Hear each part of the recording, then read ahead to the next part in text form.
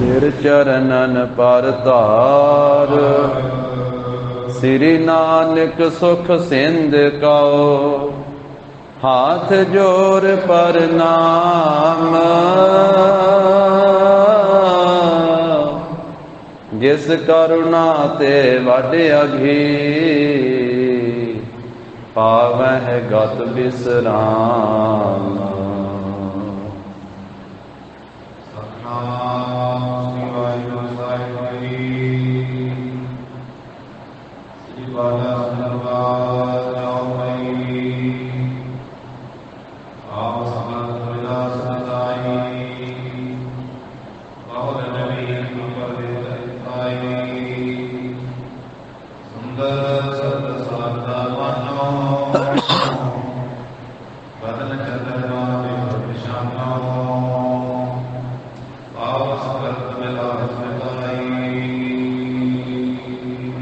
ਵਾਹਿਗੁਰੂ ਜੀ ਕਾ ਖਾਲਸਾ, ਵਾਹਿਗੁਰੂ ਜੀ ਕੀ ਫਤਿਹ। ਜਾਹਰ ਜਹੂਰ ਹਾਜ਼ਰ ਹਜੂਰ ਸਰਬ ਕਲਾ ਭਰਪੂਰ, 10 ਪਾਤਸ਼ਾਹੀਆਂ ਦੀ ਜੋਤ, ਤਖਤ ਚੌਰ ਛਤਰ ਦੇ ਮਾਲਕ ਧੰਨ ਸ੍ਰੀ ਗੁਰੂ ਗ੍ਰੰਥ ਸਾਹਿਬ ਜੀ ਮਹਾਰਾਜ, ਸਤਿਗੁਰਾਂ ਦੀ ਅਪਰ ਅਪਾਰ ਕਿਰਪਾ ਰਹਿਮਤ ਦਾ ਸਦਕਾ ਜਗਤ ਗੁਰੂ ਜਾਹਰ ਪੀਰ ਜਗਤ ਗੁਰ ਬਾਬਾ ਧੰਨ ਧੰਨ ਸ੍ਰੀ ਗੁਰੂ ਨਾਨਕ ਦੇਵ ਸਾਹਿਬ ਜੀ ਮਹਾਰਾਜ, ਸਤਿਗੁਰਾਂ ਦੀ ਪਾਵਨ ਛੋਹ ਨਾਲ ਪਵਿੱਤਰ ਹੋਈ ਧਰਤੀ ਸੁਲਤਾਨਪੁਰ ਸਾਹਿਬ ਦੀ ਨਗਰੀ, ਗੁਰੂ ਸਾਹਿਬ ਜੀ का पावनी स्थान सचखंड दरबार गुरुद्वारा श्री बेर साहिब जी विखे गुरु चरणों की हाजरी भर रही गुरु की साजी नवाजी हुई साध संगत जीओ।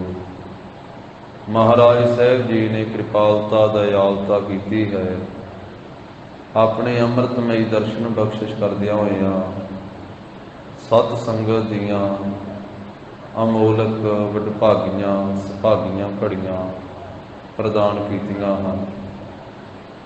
लड़ीवार रूप विच जगत गुरु जी का पावन इतिहास सरवण कर रहे हाँ।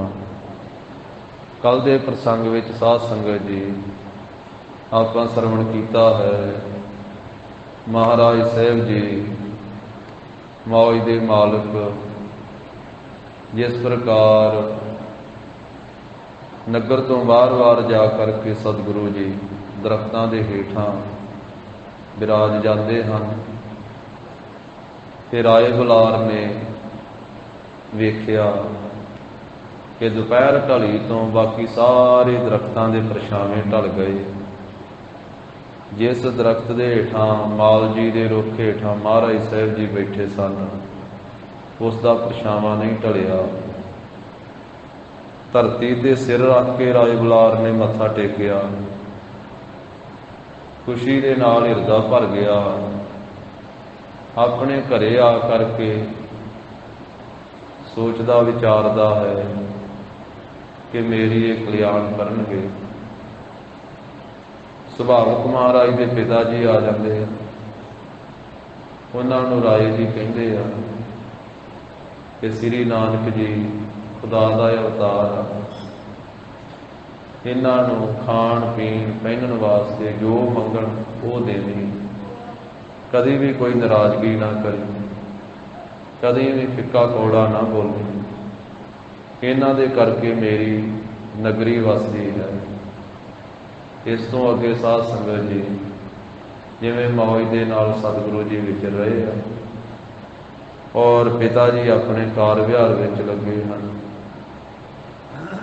जो अगला इतिहास है राय भोए की तलवंडी का श्री ननकाना साहिब का शरदा भावना सहित सरवण करिए।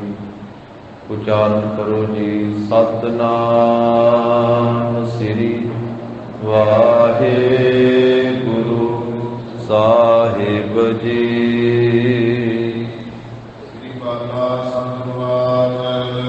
भाई बाला जी ਜੋ ਮਹਾਰਾਜ ਸਾਹਿਬ ਜੀ ਦੇ ਸਿੱਖ ਵੀ ਆ ਤੇ ਗੁਰੂ ਸਾਹਿਬ ਜੀ ਦੇ ਮਿੱਤਰ ਵੀ ਆ। ਸਿੱਖ ਬਾਬਾ ਮਹਾਰਾਜ ਸਾਹਿਬ ਜੀ ਦੇ ਔਰ ਰਾਏ ਭੋਏ ਦੀ ਤਲਵੰਡੀ ਦਾ ਹੀ ਜਨਮ ਭਾਈ ਬਾਲਾ ਜੀ ਦਾ, ਸੰਧੂਆਂ ਦੇ ਪਰਿਵਾਰ ਦੇ ਵਿੱਚ ਉਹਨਾਂ ਦਾ ਜਨਮ ਹੋਇਆ।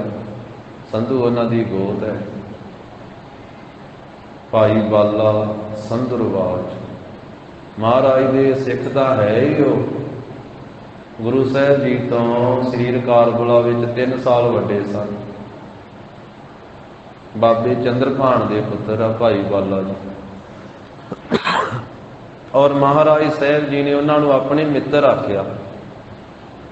ਜਦੋਂ ਇੱਥੇ ਸੁਲਤਾਨਪੁਰ ਲੋਧੀ ਦੀ ਧਰਤੀ ਤੇ ਗੁਰੂ ਸਾਹਿਬ ਜੀ ਤੇਰਾ ਤੇਰਾ ਕਹਿ ਕੇ ਮੋਦੀਖਾਨੇ ਵਿੱਚੋਂ ਸਭ ਦੀਆਂ ਝੋਲੀਆਂ ਭਰਦੇ ਸਨ, ਮਹਾਰਾਜ ਤੱਕੜੀ ਨਾਲ ਤੋਲਦੇ ਸਨ, ਭਾਈ ਬਾਲਾ ਜੀ ਰਸਨਾ ਲਿਆ ਕੇ ਫੜਾਉਂਦੇ ਸਨ। ਜਿੰਨਾ ਚਿਰ ਗੁਰੂ ਸਾਹਿਬ ਨੇ ਮੋਦੀਖਾਨਾ ਕੀਤਾ ਹੈ ਤੇ ਭਾਈ ਬਾਲਾ ਜੀ ਨੇ ਵੀ ਨਾਲ ਹੀ ਸੇਵਾ ਕੀਤੀ। ਉਹਨਾਂ ਚਿਰ ਨਾਲ ਹੀ ਸੇਵਾ ਕੀਤੀ। ਇਸ ਕਰਕੇ ਇਹ ਕਿੱਡੀ ਵੱਡੀ ਦੇਣ ਆ ਭਾਈ ਬਾਲਾ ਜੀ ਦੀ ਸਾਡੇ ਉੱਤੇ, ਕਿੱਡਾ ਵੱਡਾ ਪਰਉਪਕਾਰ ਆ। ਜਿੱਥੇ ਧੰਨ ਸ੍ਰੀ ਗੁਰੂ ਅੰਗਦ ਦੇਵ ਸਾਹਿਬ ਮਹਾਰਾਜ ਨੇ ਪਰਉਪਕਾਰ ਕੀਤਾ, ਉਹਨਾਂ ਨੇ ਬਖਸ਼ਿਸ਼ ਕੀਤੀ ਆ ਕਿ ਧੰਨ ਸ੍ਰੀ ਗੁਰੂ ਨਾਨਕ ਦੇਵ ਸਾਹਿਬ ਮਹਾਰਾਜ ਦਾ ਇਤਿਹਾਸ ਲਿਖਾਇਆ ਜਾਵੇ। ਤੇ ਉੱਥੇ ਮਹਾਰਾਜ ਨੇ ਹੁਕਮ ਦੇ ਨਾਲ ਇਤਿਹਾਸ ਲਿਖਿਆ ਗਿਆ ਤੇ ਭਾਈ ਬਾਲਾ ਜੀ ਨੇ ਸੁਣਾਇਆ ਤੇ ਤਾਂ ਲਿਖਿਆ ਗਿਆ। ਭਾਈ ਬਾਲਾ ਜੀ ਤੇ ਸੁਣਾ ਉਹੀ ਸਕਦਾ ਜਿਹਨੂੰ ਪਤਾ ਹੋਵੇ। ਜਿਹੜਾ ਸਿੱਖ ਨਾਲ ਰਿਹਾ ਉਹਨੇ ਸੁਣਾਉਣਾ। ਨਾਲ ਦੋਵੇਂ ਸਿੱਖ ਰਹੇ, ਇੱਕ ਭਾਈ ਬਾਲਾ ਜੀ ਤੇ ਇੱਕ ਭਾਈ ਮਰਦਾਨਾ ਜੀ। ਭਾਈ ਮਰਦਾਨਾ ਜੀ ਮਹਾਰਾਜ ਸਾਹਿਬ ਜੀ ਤੋਂ ਸੱਚਖੰਡ ਜਾਣ ਤੋਂ ਪਹਿਲਾਂ ਸਰੀਰ ਤਿਆਗ ਗਏ। ਅਫਗਾਨਿਸਤਾਨ ਦੇ ਵਿੱਚ ਉਹ ਕੁਰਮ ਸ਼ਹਿਰ ਦਾ ਜ਼ਿਕਰ ਆਇਆ ਇਤਿਹਾਸ ਵਿੱਚ।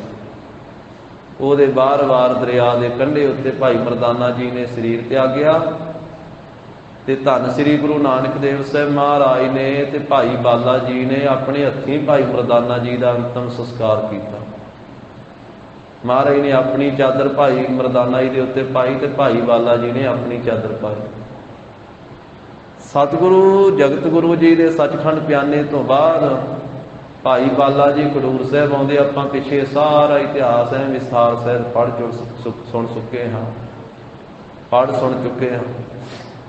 ਗਰੀਬ ਨਵਾਜ ਸਾਹਿਬ ਸੱਚੇ ਪਾਤਸ਼ਾਹ ਧੰਨ ਸ੍ਰੀ ਗੁਰੂ ਅੰਗਦ ਦੇਵ ਸਾਹਿਬ ਜੀ ਦੀ ਆਗਿਆ ਦੇ ਨਾਲ ਇਹ ਭਾਈ ਬਾਲਾ ਜੀ ਇਤਿਹਾਸ ਸੁਣਾ ਰਹੇ ਆ। ਤੇ ਭਾਈ ਪੈੜਾ ਮੋਖਾ ਜੀ ਸੁਲਤਾਨਪੁਰ ਲੋਧੀ ਦੇ ਇੱਥੋਂ ਦੇ ਰਹਿਣ ਵਾਲੇ ਵਸਨੀਕ ਸਿੱਖ ਜਗਤ ਗੁਰੂ ਜੀ ਦੇ, ਉਹਨਾਂ ਨੇ ਲਿਖਣ ਦੀ ਸੇਵਾ ਕੀਤੀ। ਸ੍ਰੀ ਗੁਰੂ ਅੰਗਦ ਦੇਵ ਸਾਹਿਬ ਮਹਾਰਾਜ ਜੀ ਦੀ ਆਗਿਆ ਹੋਈ। ਇਸ ਕਰਕੇ ਇਹ ਧੰਨ ਸ੍ਰੀ ਗੁਰੂ ਅੰਗਦ ਦੇਵ ਸਾਹਿਬ ਮਹਾਰਾਜ ਨੇ ਭਾਈ ਬਾਲਾ ਜੀ ਨੂੰ ਇਹ ਬਚਨ ਕਿਹਾ ਸੀ ਅਖੀਰ ਤੇ ਜਾ ਕੇ, ਜਦੋਂ ਸਾਰਾ ਇਤਿਹਾਸ ਲਿਖਿਆ ਗਿਆ ਨਾ, ਤੇ ਮਹਾਰਾਜ ਸਾਹਿਬ ਨੇ ਆਖਿਆ ਭਾਈ ਬਾਲਿਆ ਤੇਰਾ ਇਹ ਬਹੁਤ ਵੱਡਾ ਸਿੱਖ ਸੰਗਤਾਂ ਉੱਤੇ ਪਰਉਪਕਾਰ ਰਹੇਗਾ। ਆਉਣ ਵਾਲੇ ਸਮੇਂ ਵਿੱਚ ਸਦੀਆਂ ਬੀਤ ਜਾਣਗੀਆਂ, ਸਿੱਖ ਇਹ ਇਤਿਹਾਸ ਪੜ੍ਹਨਗੇ, ਸੁਣਨਗੇ, ਉੱਥੇ ਤੈਨੂੰ ਯਾਦ ਵੀ ਕਰਨਗੇ ਤੇ ਤੇਰਾ ਇਹ ਸਾਰਿਆਂ ਦੇ ਉੱਤੇ ਵੱਡਾ ਪਰਉਪਕਾਰ ਵੀ। ਅੱਜ ਜਿਹੜਾ ਵੀ ਗੁਰੂ ਸਾਹਿਬ ਜੀ ਦਾ ਇਤਿਹਾਸ ਸੁਣਾਉਂਦਾ ਹੈ ਨਾ, ਉਹ ਭਾਈ ਬਾਲਾ ਜੀ ਦਾ ਸੁਣਾਇਆ ਹੋਇਆ ਇਤਿਹਾਸ ਹੀ ਧੰਨ ਗੁਰੂ ਨਾਨਕ ਸਾਹਿਬ ਜੀ ਦਾ ਸੁਣਾਇਆ ਜਾਂਦਾ। ਭਾਵੇਂ ਕੋਈ ਭਾਈ ਬਾਲੇ ਦਾ ਨਾਂ ਲਵੇ ਚਾਹੇ ਨਾ ਲਵੇ। ਸਾਖੀ ਭਾਈ ਮਰਦਾਨਾ ਜੀ ਦੀ ਵੀ ਜੇ ਕੋਈ ਸੁਣਾਵੇਗਾ ਨਾ, ਇਕੱਲੇ ਭਾਈ ਮਰਦਾਨਾ ਜੀ ਦੀ ਵੀ, ਉਹ ਸਾਖੀ ਆਈ ਕਿੱਥੋਂ ਸਾਡੇ ਕੋਲ? ਸਾਡੇ ਤੀਕ ਕਿਹਨੇ ਪਹੁੰਚਾਈ ਹੈ? ਸਾਡੇ ਤੀਕ ਭਾਈ ਬਾਲਾ ਜੀ ਨੇ ਹੀ ਪਹੁੰਚਾਈ। ਭਾਈ ਬਾਲਾ ਜੀ ਨੇ ਉਹ ਇਤਿਹਾਸ ਗੁਰੂ ਅੰਗਦ ਸਾਹਿਬ ਜੀ ਦੀ ਹਜ਼ੂਰੀ ਦੇ ਵਿੱਚ ਸੁਣਾਇਆ। ਉਹ ਕਲਮਬੰਦ ਹੋਇਆ, ਉਹਦੇ ਤੋਂ ਅੱਗੇ ਵੱਖ-ਵੱਖ ਲਿਖਾਰੀਆਂ ਨੇ ਵੱਖ-ਵੱਖ ਪੁਸਤਕਾਂ ਵਿੱਚ ਲਿਖਿਆ ਤੇ ਅੱਗੇ ਤੋਂ ਅੱਗੇ ਸਾਖੀ। ਹੁਣ ਜਿਹੜਾ ਸਾਖੀ ਕਈ ਸੁਣਾਉਣ ਵਾਲੇ ਉਹ ਸਾਖੀ ਸੁਣਾਉਣਗੇ ਭਾਈ ਮਰਦਾਨਾ ਜੀ ਦੀ ਤੇ ਨਾਲ ਕਹਿਣਗੇ ਵੀ ਭਾਈ ਬਾਲਾ ਜੀ ਤਾਂ ਕੋਈ ਹੋਇਆ ਹੀ ਨਹੀਂ ਜੀ ਸਿੱਖ। ਇਹ ਗੱਲ ਕਹਿਣਗੇ ਵੀ ਤੇਰੇ ਕੋਲ ਇਹ ਸਾਖੀ ਕਿੱਥੋਂ ਆ ਗਈ, ਵੀ ਤੈਨੂੰ ਬ੍ਰਹਮ ਗਿਆਨ ਹੋ ਗਿਆ, ਵੀ ਸਿੱਧੀ ਸਾਖੀ ਆ ਗਈ ਤੇਰੇ ਕੋਲ। ਇਤਿਹਾਸ ਸਾਰਾ ਉੱਥੋਂ ਹੀ ਲਿਖਿਆ ਗਿਆ, ਭਾਈ ਬਾਲਾ ਜੀ ਵਾਲੀ ਸਰੋਤ ਤੋਂ ਹੀ, ਤੇ ਅੱਗੇ ਸਾਰਾ ਪ੍ਰਚਲਿਤ ਹੋਇਆ ਤੇ ਜਿਹਨੇ ਲਿਖਾਇਆ ਉਹਦਾ ਨਾਂ ਨਹੀਂ ਲੈਣਾ। ਇਸ ਕਰਕੇ ਭਾਈ ਸੰਤੋਖ ਸਿੰਘ ਜੀ ਨੇ, ਕਿਉਂਕਿ ਉਹ ਜਾਣਦੇ ਸਾਰੇ, ਇਹ ਵੀ ਇੱਕ ਚੋਰੀ ਹੁੰਦੀ ਹੈ, ਇੱਕ ਧਨ ਦੀ ਚੋਰੀ, ਇੱਕ ਕਵਿਤਾ ਦੀ ਚੋਰੀ, ਇੱਕ ਇਤਿਹਾਸ ਦੀ ਚੋਰੀ ਵੀ ਹੁੰਦੀ ਹੈ। ਵੀ ਲਿਖਿਆ ਹੋਣਾ ਹੋਰ ਕਿਸੇ ਨੇ, ਸੁਣਾਉਣ ਵਾਲੇ ਨੇ ਸੁਣਾ ਦੇਣਾ ਤੇ ਨਾ ਲਿਖਣ ਵਾਲੇ ਦਾ ਲੈਣਾ। ਕਵੀਸ਼ਰਾਂ ਵਿੱਚ ਵੀ ਇਹ ਚੱਲਦਾ ਵੀ ਕਵਿਤਾ ਕਿਸੇ ਨੇ ਲਿਖੀ ਹੋਣੀ ਤੇ ਅਖੀਰਲੀ ਪੰਕਤੀ 'ਚ ਉਹਨੇ ਆਪਦਾ ਨਾਂ ਲਿਖਿਆ ਹੁੰਦਾ, ਤੇ ਉਹ ਕਈ ਵਾਰੀ ਜਿਹੜਾ ਗਾਉਣ ਵਾਲਾ ਉੱਥੇ ਆਪਦਾ ਨਾਂ ਗਾ ਕੇ ਗਾਹ ਜਾਂਦਾ। ਕਵੀਸ਼ਰਾਂ ਵਿੱਚ ਵੀ ਜਿੰਨੇ ਕਵਿਤਾ ਲਿਖੀ ਆ ਗਾਵੇ ਉਹਨੂੰ ਜਿਹੜਾ ਮਰਜ਼ੀ, ਪਰ ਜਿਸ ਨੇ ਕਵਿਤਾ ਲਿਖੀ ਉਹਨੇ ਆਪਣਾ ਨਾਂ ਦਿੱਤਾ ਤੇ ਉਹਦੀ ਕਵਿਤਾ ਵਿੱਚ ਉਹਦਾ ਨਾਂ ਉਹ ਬੋਲਣਾ ਚਾਹੀਦਾ ਵੀ ਇਸ ਸਿੰਘ ਨੇ ਕਵਿਤਾ ਲਿਖੀ ਸੀ। ਇੱਕ ਵਾਰੀ ਉਹਦਾ ਨਾਂ ਜ਼ਰੂਰ ਵਿੱਚ ਲੈਣਾ ਚਾਹੀਦਾ। ਤੋ ਇਸ ਕਰਕੇ ਇਤਿਹਾਸ ਦਾ ਵੀ ਇਹ ਅਤੇ ਭਾਈ ਸੰਤੋਖ ਸਿੰਘ ਜੀ ਉਹ ਗੁਰੂ ਕੇ ਸਿੱਖ ਵਾ, ਧਰਮ ਦੇ ਧਾਰਨੀ ਆ, ਸਿੱਖੀ ਵਿੱਚ ਪ੍ਰਪੱਕ ਵਾ। ਇਸ ਕਰਕੇ ਜਿੱਥੋਂ ਉਹਨਾਂ ਨੇ ਸਰੋਤ ਲਿਆ ਉਹਨਾਂ ਨੇ ਵਾਰ-ਵਾਰ ਜ਼ਿਕਰ ਕੀਤਾ, ਹਰੇਕ ਅਧਿਆਏ ਵਿੱਚ ਜ਼ਿਕਰ ਕੀਤਾ ਵੀ ਮੈਂ ਆਪਣੇ ਕੋਲੋਂ ਨਹੀਂ ਇਹ ਲਿਖ ਰਿਹਾ ਇਤਿਹਾਸ, ਮੈਂ ਉੱਥੋਂ ਲਿਖ ਰਿਹਾ ਵਾਂ। ਇਹ ਸੁਣਾਉਣ ਵਾਲੇ ਆ ਭਾਈ ਬਾਲਾ ਜੀ ਸੰਧੂ, ਉਹਨਾਂ ਦੀ ਗੋਤ ਵਾ ਤੇ ਸ੍ਰੀ ਗੁਰੂ ਨਾਨਕ ਦੇਵ ਸਾਹਿਬ ਜੀ ਦੇ ਉਹ ਪਹਿਲੇ ਚੌਰ ਬਰਦਾਰ ਆ, ਮਹਾਰਾਜ ਦੇ ਸਿੱਖ ਵੀ ਆ, ਗੁਰੂ ਜੀ ਦੇ ਮਿੱਤਰ ਵੀ ਆ। ਇਸ ਕਰਕੇ ਭਾਈ ਬਾਲਾ ਜੀ ਕਥਨ ਕਰਦੇ ਸ੍ਰੀ ਬਾਲਾ ਸੰਧੁਰਵਾਜ। ਤਾਂ ਸਾਨੂੰ ਵੀ ਸਾਧ ਸੰਗਤ ਜੀ, ਜਿੱਥੇ ਇਸ ਨਗਰੀ ਵਿੱਚ ਆਪਾਂ ਹਰ ਸਾਲ ਧੰਨ ਸ੍ਰੀ ਗੁਰੂ ਨਾਨਕ ਦੇਵ ਸਾਹਿਬ ਮਹਾਰਾਜ ਜੀ ਦਾ ਪ੍ਰਕਾਸ਼ ਗੁਰਪੁਰਬ, ਗੁਰੂ ਕੀਆਂ ਸੰਗਤਾਂ ਗੁਰੂ ਕਾ ਪੰਥ ਮਨਾਉਂਦਾ ਹੈ, ਉੱਥੇ ਭਾਈ ਬਾਲਾ ਜੀ ਤੇ ਭਾਈ ਮਰਦਾਨਾ ਜੀ ਦਾ ਵੀ ਕੋਈ ਦਿਹਾੜਾ ਮਨਾਉਣਾ ਚਾਹੀਦਾ ਸਾਨੂੰ। ਭਾਈ ਮਰਦਾਨਾ ਜੀ ਨੇ ਸਾਰੀ ਜ਼ਿੰਦਗੀ ਲਾ ਦਿੱਤੀ ਗੁਰੂ ਜੀ ਦੇ ਲੇਖੇ ਕੀਰਤਨ ਕਰਦਿਆਂ, ਗੁਰੂ ਘਰ ਦੇ ਪਹਿਲੇ ਰਬਾਬੀ ਆ। ਤੇ ਭਾਈ ਬਾਲਾ ਜੀ ਨੇ ਸਾਰਾ ਜੀਵਨ ਲਾ ਦਿੱਤਾ ਗੁਰੂ ਸਾਹਿਬ ਤੇ ਚੌਰ ਕਰਦਿਆਂ ਤੇ ਗੁਰੂ ਸਾਹਿਬ ਜੀ ਦਾ ਇਤਿਹਾਸ ਲਿਖਾਇਆ। ਫਿਰ ਵੇਖੋ ਭਾਈ ਮਰਦਾਨਾ ਜੀ ਦਾ ਅੰਤਮ ਸੰਸਕਾਰ ਧੰਨ ਗੁਰੂ ਨਾਨਕ ਸਾਹਿਬ ਜੀ ਨੇ ਆਪ ਕੀਤਾ, ਤੇ ਭਾਈ ਬਾਲਾ ਜੀ ਦਾ ਅੰਤਮ ਸੰਸਕਾਰ ਸ੍ਰੀ ਗੁਰੂ ਅੰਗਦ ਦੇਵ ਸਾਹਿਬ ਜੀ ਨੇ ਆਪ ਕੀਤਾ, ਦੂਜੇ ਪਾਤਸ਼ਾਹ ਨੇ, ਤੇ ਤਪਿਆਣਾ ਸਾਹਿਬ ਅਸਥਾਨ ਦੀ ਪਰਿਕਰਮਾ ਵਿੱਚ ਕੀਤਾ। ਅੱਜ ਵੀ ਉਹ ਉੱਥੇ ਥੜਾ ਬਣਿਆ ਹੋਇਆ ਵਾ। ਆਪਾਂ ਖਡੂਰ ਸਾਹਿਬ ਜਾਈਏ, ਕਾਰ ਸੇਵਾ ਵਾਲੇ ਮਹਾਂਪੁਰਖ ਸਤਿਕਾਰਯੋਗ ਸੰਤ ਬਾਬਾ ਸੇਵਾ ਸਿੰਘ ਜੀ, ਉਹਨਾਂ ਨੇ ਸੇਵਾ ਕਰਵਾਈ ਹੈ। ਤਪਿਆਣਾ ਸਾਹਿਬ ਅਸਥਾਨ ਦੇ ਪਰਿਕਰਮਾ ਦੇ ਵਿੱਚ ਥੜਾ ਬਣਿਆ ਹੋਇਆ, ਜਿਸ ਥਾਂ ਤੇ ਦੂਜੇ ਪਾਤਸ਼ਾਹ ਸ੍ਰੀ ਗੁਰੂ ਅੰਗਦ ਦੇਵ ਸਾਹਿਬ ਮਹਾਰਾਜ ਨੇ ਭਾਈ ਬਾਲਾ ਜੀ ਦਾ ਆਪਣੇ ਹੱਥੀਂ ਸੰਸਕਾਰ ਕੀਤਾ ਸੀ। ਤੇ ਖਡੂਰ ਸਾਹਿਬ ਦੇ ਵਿੱਚ ਮਹਾਂਪੁਰਖਾਂ ਨੇ ਹੋਰ ਵੀ ਜੋ ਪੜ੍ਹਾਈ ਦਾ ਵੀ ਚਲਾਇਆ ਵਾ ਨਾਲ ਸੇਵਾ, ਉਹਦੇ ਵਿੱਚ ਵੀ ਉਹਨਾਂ ਨੇ ਭਾਈ ਬਾਲਾ ਜੀ ਦੇ ਨਾਮ ਉੱਤੇ ਵੀ ਕੋਈ ਇਸ ਤਰ੍ਹਾਂ ਇਮਾਰਤ ਤਿਆਰ ਕੀਤੀ ਹੈ ਖਡੂਰ ਸਾਹਿਬ ਵਾਲੇ ਮਹਾਂਪੁਰਖਾਂ। ਤਾਂ ਇਸ ਕਰਕੇ ਇਹ ਬਹੁਤ ਵੱਡੀ ਉਹਨਾਂ ਗੁਰਸਿੱਖਾਂ ਦੀ ਦੇਣ ਹੈ। ਤੇ ਧੰਨ ਗੁਰੂ ਨਾਨਕ ਦੇਵ ਸਾਹਿਬ ਮਹਾਰਾਜ ਦੇ ਇੱਕ ਸੱਜੇ ਬੈਠਣ ਵਾਲਾ, ਇੱਕ ਖੱਬੇ ਬੈਠਣ ਵਾਲਾ, ਤੇ ਕਈ ਧਾਰਨਾ ਵਾਲੇ ਗੁਰਮੁਖ ਪਿਆਰੇ ਬੜੇ ਪ੍ਰੇਮ ਨਾਲ ਗਾਉਂਦੇ ਹੁੰਦੇ, ਮੇਰੇ ਮਾਹੀ ਦੇ ਦੋ ਸਾਥੀ, ਇੱਕ ਸੱਜੇ ਇੱਕ ਖੱਬੇ, ਇੱਕ ਤਾਰ ਪਿਆ ਛੇੜੇ ਚੌਰ ਦੂਜੇ ਹੱਥ ਫੱਬੇ। ਉਹ ਬੜੇ ਪ੍ਰੇਮ ਨਾਲ ਇਸ ਤਰ੍ਹਾਂ ਗਾਉਂਦੇ। ਤਾਂ ਇੱਕ ਪਾਸੇ ਮਰਦਾਨਾ ਜੀ ਰਬਾਬ ਲੈ ਕੇ ਬੈਠੇ ਆ, ਇੱਕ ਪਾਸੇ ਭਾਈ ਬਾਲਾ ਜੀ ਚੌਰ ਕਰਦੇ ਪਏ ਮਹਾਰਾਜ ਸਾਹਿਬ ਜੀ ਦੇ ਸੀਸ ਤੇ। ਐਸੇ ਉਹ ਭਾਈ ਸੰਤੋਖ ਸਿੰਘ ਜੀ ਕਹਿੰਦੇ ਸ੍ਰੀ ਬਾਲਾ ਸੰਧੁਰਵਾਜ। ਭਾਈ ਬਾਲਾ ਜੀ ਕਥਨ ਕਰਦੇ ਹਨ,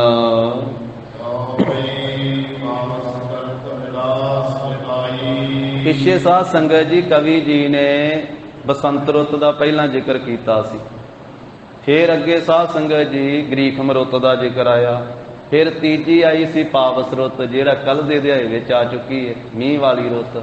ਉਹਦੇ ਵਿੱਚ ਕਾਲੇ ਬੱਦਲਾਂ ਦਾ ਬੜਾ ਅਲੰਕਾਰ ਬੰਨਿਆ ਸੀ, ਕਾਲੀ ਦਾ ਵੀ ਜ਼ਿਕਰ ਕੀਤਾ ਸੀ ਵਿੱਚ। ਤੇ ਹੁਣ ਉਹ ਕਹਿੰਦੇ ਕਿ ਪਾਵਸ ਰੁੱਤ ਲੰਘ ਗਈ, ਕਿ ਸਾਉਣ ਤੇ ਭਾਦਰੋਂ ਦਾ ਮਹੀਨਾ ਜਿਹੜਾ ਉਹ ਲੰਘ ਗਿਆ। ਕਿਵੇਂ ਲੰਘਿਆ? ਬਿਲਾਸ ਕਰਦਿਆਂ, ਕੌਤਕ ਕਰਦਿਆਂ, ਮੌਜਾਂ ਦੇ ਵਿੱਚ। ਧੰਨ ਸ੍ਰੀ ਗੁਰੂ ਨਾਨਕ ਦੇਵ ਸਾਹਿਬ ਆਨੰਦ ਦੇ ਵਿੱਚ ਇਹ ਆਪਣੇ ਕੌਤਕਾਂ ਦੇ ਵਿੱਚ ਇਹ ਜਿਹੜੀ ਵਰਖਾ ਦੀ ਰੁੱਤ ਸੀ ਉਹ ਬਤੀਤ ਕੀਤੀ। ਫਿਰ ਇਹਦੇ ਤੋਂ ਭਾਦਰੋਂ ਤੇ ਅਗਲੀ ਜਿਹੜੀ ਰੁੱਤ ਹੈ ਉਹ ਆ ਗਈ, 2 ਮਹੀਨਿਆਂ ਵਾਲੀ ਨਵੀਂ ਰੁੱਤ ਅਗਲੀ ਆ ਗਈ। ਉਹ ਨਵੀਂ ਰੁੱਤ ਕਿਹੜੀ ਹੈ? ਉਹ ਸੁੰਦਰ ਸੋਹਣੀ ਰੁੱਤ ਜਿਹੜੀ ਸਰਦੀ ਦੀ ਰੁੱਤ ਆ ਗਈ, ਜਿਹਦੇ ਵਿੱਚ ਜ਼ਿਆਦਾ ਸਰਦੀ ਨਹੀਂ ਹੁੰਦੀ, ਥੋੜੀ ਸਰਦੀ ਹੁੰਦੀ ਹੈ। ਉਹ ਥੋੜੀ ਜੀ ਸਰਦੀ ਵਾਲੀ ਉਹਨੂੰ ਸਰਦ ਰੁੱਤ ਆਖਿਆ ਜਾਂਦਾ। ਸਾਰਦਾ ਮਾਨੋ, ਸਾਰਦਾ ਨੂੰ ਚਿੱਟੀ ਮੰਨਿਆ ਜਾਂਦਾ ਨਾ, ਸਾਰਦਾ ਵਿਦਿਆ ਦੀ ਦੇਵੀ ਮੰਨੀ ਜਾਂਦੀ ਹੈ ਤੇ ਉਹਦੇ ਵਸਤਰਾਂ ਦਾ ਰੰਗ, ਉਹਦਾ ਰੰਗ ਰੂਪ ਚਿੱਟਾ ਮੰਨਿਆ ਜਾਂਦਾ। ਕਹਿੰਦੇ ਕਿ ਜਿਹੜੀ ਸੋਹਣੀ ਸਰਦੀ ਦੀ ਰੁੱਤ ਉਹ ਮਾਨੋ ਸਾਰਦਾ ਦੇਵੀ ਆ ਗਈ ਚਿੱਟੇ ਰੰਗ ਦੇ ਵਸਤਰ ਪਾ ਕੇ। ਇਹ ਅੱਸੂ ਤੇ ਕੱਤਕ ਦੀ ਮਹੀਨੇ ਦੀ ਜਿਹੜੀ ਰੁੱਤ ਹੈ, ਇਹ 2 ਮਹੀਨਿਆਂ ਦੀ, ਜਦੋਂ ਜ਼ਿਆਦਾ ਠੰਡ ਨਹੀਂ ਹੁੰਦੀ, ਥੋੜੀ ਠੰਡ ਹੁੰਦੀ ਹੈ ਤੇ ਮੌਸਮ ਬੜਾ ਸਾਫ਼ ਹੁੰਦਾ, ਰਾਤਾਂ ਬਹੁਤ ਸਾਫ਼ ਹੁੰਦੀਆਂ। ਉਹ ਸਰਦੀ ਦੀ ਰੁੱਤ ਕਹਿੰਦੇ ਸੋਹਣੀ ਆ ਗਈ। ਤੇ ਹੁਣ ਜਾਣੋ ਕਿ ਇਹ ਅਲੰਕਾਰ ਬਣਾ ਰਹੇ ਨਾ, ਇਹ ਹੁਣ ਉਹ ਸ਼ਾਂਤੀ ਵਾਲੀ ਦੇਵੀ ਦਾ ਅਲੰਕਾਰ ਬਣਾ ਰਹੇ। ਇਹਦੇ ਵਿੱਚ ਪਿੱਛੇ ਜਿਹੜੀ ਸੀ ਉਹ ਕਾਲੀ ਦਾ ਜ਼ਿਕਰ ਕੀਤਾ, ਜਦੋਂ ਕਾਲੇ ਬੱਦਲ ਆਉਂਦੇ ਸੀ ਉਦੋਂ ਕਾਲੀ ਦਾ ਜ਼ਿਕਰ ਕੀਤਾ, ਪਿੱਛੇ ਚੰਡੀ ਦਾ ਵੀ ਪਹਿਲੋਂ ਕੀਤਾ ਜ਼ਿਕਰ ਉਹਨੇ। ਤੋ ਇੱਥੇ ਹੁਣ ਵਿਦਿਆ ਦੇਵੀ ਦਾ ਜ਼ਿਕਰ ਉਹਦੇ ਅਲੰਕਾਰ ਦੁਆਰਾ ਇਸ ਰੁੱਤ ਦੀ ਜਿਹੜੀ ਸੋਭਾ ਹੈ ਉਹ ਕਰ ਰਹੇ। ਕਹਿੰਦੇ ਵੀ ਜਿਹੜਾ ਚੰਦਰਮਾ ਹੈ ਨਾ, ਮੈਲ ਤੋਂ ਰਹਿਤ ਆਕਾਸ਼ ਵਿੱਚ ਚੜ੍ਹਿਆ ਹੋਇਆ, ਇਹ ਮਾਨੋ ਚਿਹਰਾ ਹੈ ਇਸ ਦੇਵੀ ਦਾ। ਬਦਨ ਕਹਿੰਦੇ ਮੁਖੜੇ ਨੂੰ, ਇਹ ਜਾਣੋ ਚਿਹਰਾ ਹੈ ਜਿਹੜੀ ਸਾਰਦਾ ਹੈ। ਤੇ ਅੰਬਰ ਨੀਲੇ ਰੰਗ ਦਾ, ਕਿਉਂਕਿ ਜਦੋਂ ਸਾਫ਼ ਹੋਵੇ, ਬੱਦਲਵਾਈ ਨਾ ਹੋਵੇ, ਰੁੱਤ ਵੀ ਠੰਡੀ ਜੀ ਹੈ, ਇਸ ਕਰਕੇ ਠੰਡੀ ਮਿੱਠੀ ਰੁੱਤ ਹੈ। ਤੇ ਅੰਬਰ ਜਿਹੜਾ ਆਕਾਸ਼ ਉਹ ਸਾਫ਼ ਹੈ, ਨੀਲੇ ਜਿਹੇ ਰੰਗ ਦਾ ਫਿਰ ਅੰਬਰ ਹੈ। ਇਹ ਜਾਣੋ ਵੀ ਨੀਲੇ ਕਹਿੰਦੇ ਬਸਤਰੀ ਪਾਏ ਹੋਏ ਆ ਇਸ ਦੇਵੀ ਨੇ। ਤੇ ਬਹੁਤ ਰੰਗ ਰੂਪ ਜਿਹੜਾ ਹੈ ਇਹ ਸਰਦੀ ਦੀ ਰੁੱਤ ਦਾ ਸੋਭ ਰਿਹਾ ਹੈ। ਫਿਰ ਆਕਾਸ਼ ਦੇ ਵਿੱਚ ਉੱਡਗਣ ਜੋ ਤਾਰੇ ਆ, ਇਹ ਜਾਣੋ ਕਿ ਭੂਖਣ ਗਹਿਣੇ ਪਹਿਨੇ ਹੋਏ ਹਨ ਇਸ ਸਰਦੀ ਰੁੱਤ ਦੇ। ਇਹ ਸਾਰਦਾ ਦੇਵੀ ਨੇ। ਤੇ ਜਿਹੜੇ ਸੋਹਣੇ ਮਰਾਲ ਕਹੀਏ ਹੰਸ, ਇਹ ਸੁੰਦਰ ਹਨ, ਇਹ ਜਾਣੋ ਇਸ ਦੇ ਪੈਰ ਹਨ। ਤੇ ਜੋ ਕੋਮਲ ਕਮਲ ਹੈ ਹੱਥ ਦੇ ਵਿੱਚ, ਇਹ ਜਾਣੋ ਕਿ ਪੂਰੀ ਸੋਭਾ, ਬਹੁਤੀ ਸੋਭਾ ਹੋ ਰਹੀ ਹੈ। ਤੇ ਉਜਲ ਦੇ ਜਿਹੜੀ ਚਾਨਣੀ ਹੈ ਸਾਰੇ ਪਾਸੇ ਫੈਲੀ ਹੋਈ ਰਾਤ ਨੂੰ ਚੰਦਰਮਾ ਦੀ, ਇਹ ਜਾਣੋ ਕਿ ਉਜਲ ਸਰੀਰ ਹੀ ਹੈ ਇਸ ਸਰਦੀ ਰੁੱਤ ਨੇ ਧਾਰਨ ਕੀਤਾ ਹੋਇਆ ਹੈ। ਤੇ ਜਿਵੇਂ ਕਹਿੰਦੇ ਵੀ ਸਾਰਦਾ ਦੇਵੀ ਤਾਂ ਉਹ ਖੋਟੀ ਮੱਤ ਨੂੰ ਦੂਰ ਕਰਦੀ ਹੈ। ਸਾਰਦਾ ਨਾਮ ਵਿਦਿਆ ਦਾ ਹੈ। ਵਿਦਿਆ ਨੂੰ ਵੀ ਸੰਸਾਰ ਵਿੱਚ ਇੱਕ ਦੇਵੀ ਮੰਨਿਆ ਜਾਂਦਾ। ਸਾਧ ਸੰਗਤ ਜੀ ਕਹਿੰਦੇ ਵੀ ਜਿੱਥੇ ਕੋਈ ਦੇਵੀ ਦੇਵਤਾ ਨਹੀਂ ਸਹਾਇਤਾ ਕਰਦਾ, ਉੱਥੇ ਵਿਦਿਆ ਮਨੁੱਖ ਦਾ ਦੇਵਤੇ ਵਾਂਗੂ ਸਹਾਇਤਾ ਕਰਦੀ, ਜਿਸ ਨੇ ਵਿਦਿਆ ਪੜ੍ਹੀ ਹੋਈ ਹੈ।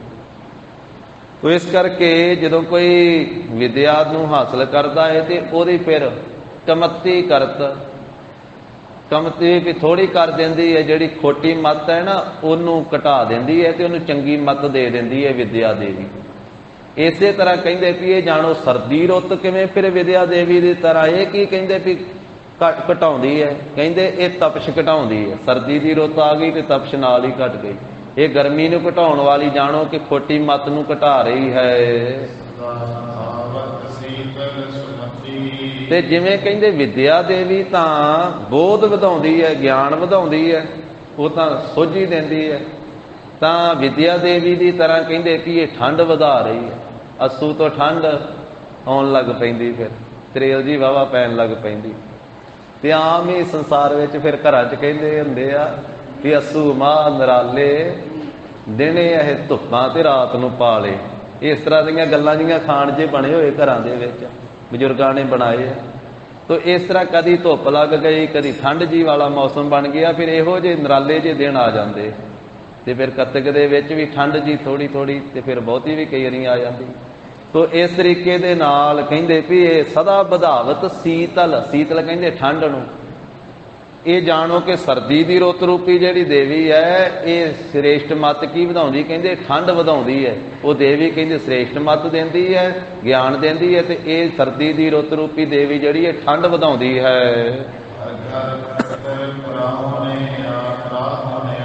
ਇਹਨਾਂ ਦਿਨਾਂ ਵਿੱਚ ਘਰ ਘਰ ਵਿੱਚ ਫਿਰ ਪਿਤਰਾਂ ਦੇ ਦਿਨ ਮਨਾਏ ਜਾਂਦੇ।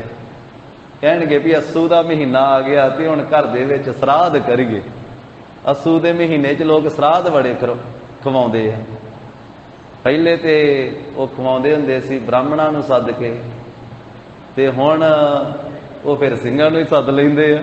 ਕਹਿੰਦੇ ਵੀ ਸਰਾਧ ਤਾਂ ਕਿਸੇ ਨੂੰ ਖਵਾਉਣੇ ਹੀ ਆ ਨਾ।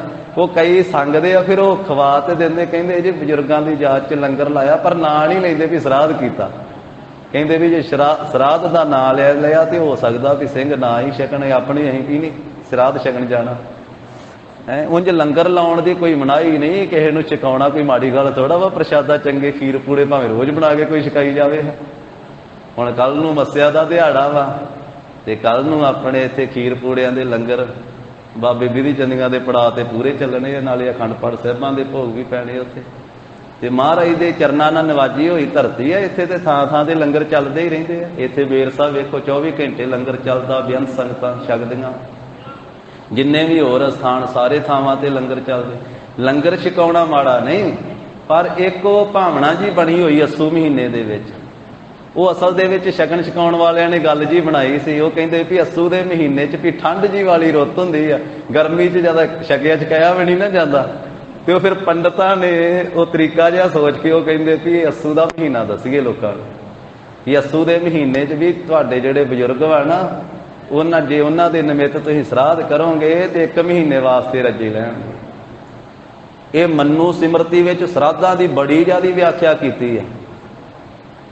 ਉਹਦੇ ਵਿੱਚ ਮੰਨੂ ਸਿਮਰਤੀ ਦੇ ਵਿੱਚ ਬਹੁਤ ਜ਼ਿਆਦਾ ਵਿਆਖਿਆ, ਸਾਰਾ ਸਮਾਂ ਲੱਗ ਜਾਵੇਗਾ। ਇੰਨੇ ਤਰ੍ਹਾਂ ਦੇ ਸਰਾਧ ਦੱਸੇ ਆ ਕਿ ਇੱਕ ਛੋਟਾ ਜਿਹਾ ਸਰਾਧ ਹੁੰਦਾ, ਇੱਕ ਉਦੋਂ ਵੱਡਾ ਸਰਾਧ ਹੁੰਦਾ, ਉਦੋਂ ਵੱਡਾ ਸਰਾਧ ਹੁੰਦਾ, ਕਈ ਤਰ੍ਹਾਂ ਦੇ ਸਰਾਧ। ਉੱਥੇ ਫਿਰ ਖਾਣਿਆਂ ਦੇ ਵੱਖ-ਵੱਖ ਨਾਮ ਵੀ ਲਿਖੇ ਆ ਕਿ ਪੰਡਤ ਨੂੰ ਇਸ ਤਰੀਕੇ ਦਾ ਭੋਜਨ ਛਕਾਇਆ ਜਾਵੇ ਤਾਂ ਇੰਨੇ ਮਹੀਨੇ ਵਾਸਤੇ ਪਿੱਤਰ ਕਹਿੰਦੇ ਰੱਜੇ ਰਹਿੰਦੇ ਆ ਹੈ। ਤੇ ਉਹ ਜ਼ਿਆਦਾ ਖੀਰ ਕੜਾਹ ਦਾ ਹੀ ਰੱਖਿਆ।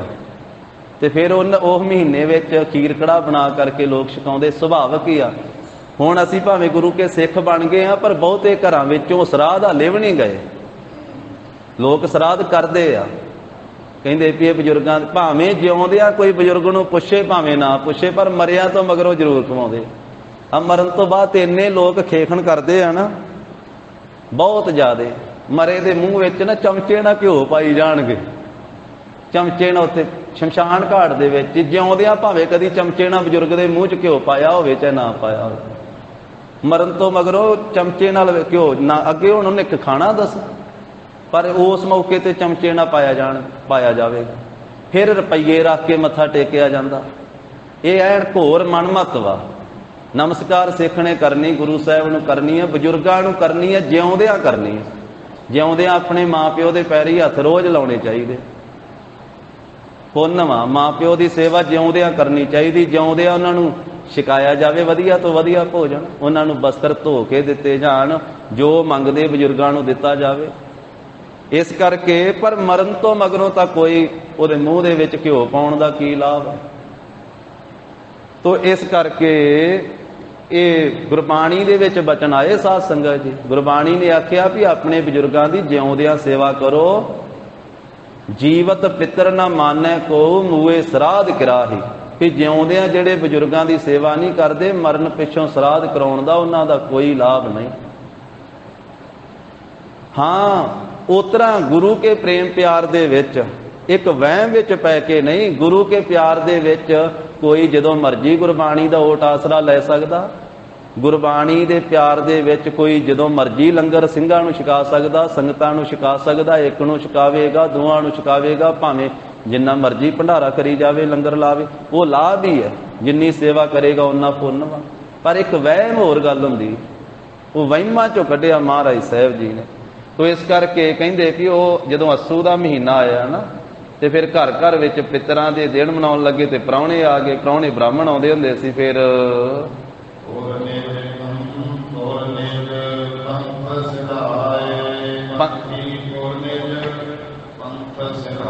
ਜਿਹੜੇ ਪੰਥੀ ਰਾਹੀ ਹੈ ਉਹ ਇਸ ਰੁੱਤ ਵਿੱਚ ਆਪੋ ਆਪਣੇ ਕਹਿੰਦੇ ਵੀ ਘਰਾਂ ਨੂੰ ਚਲੇ ਗਏ ਰਸਤੇ ਤੇ।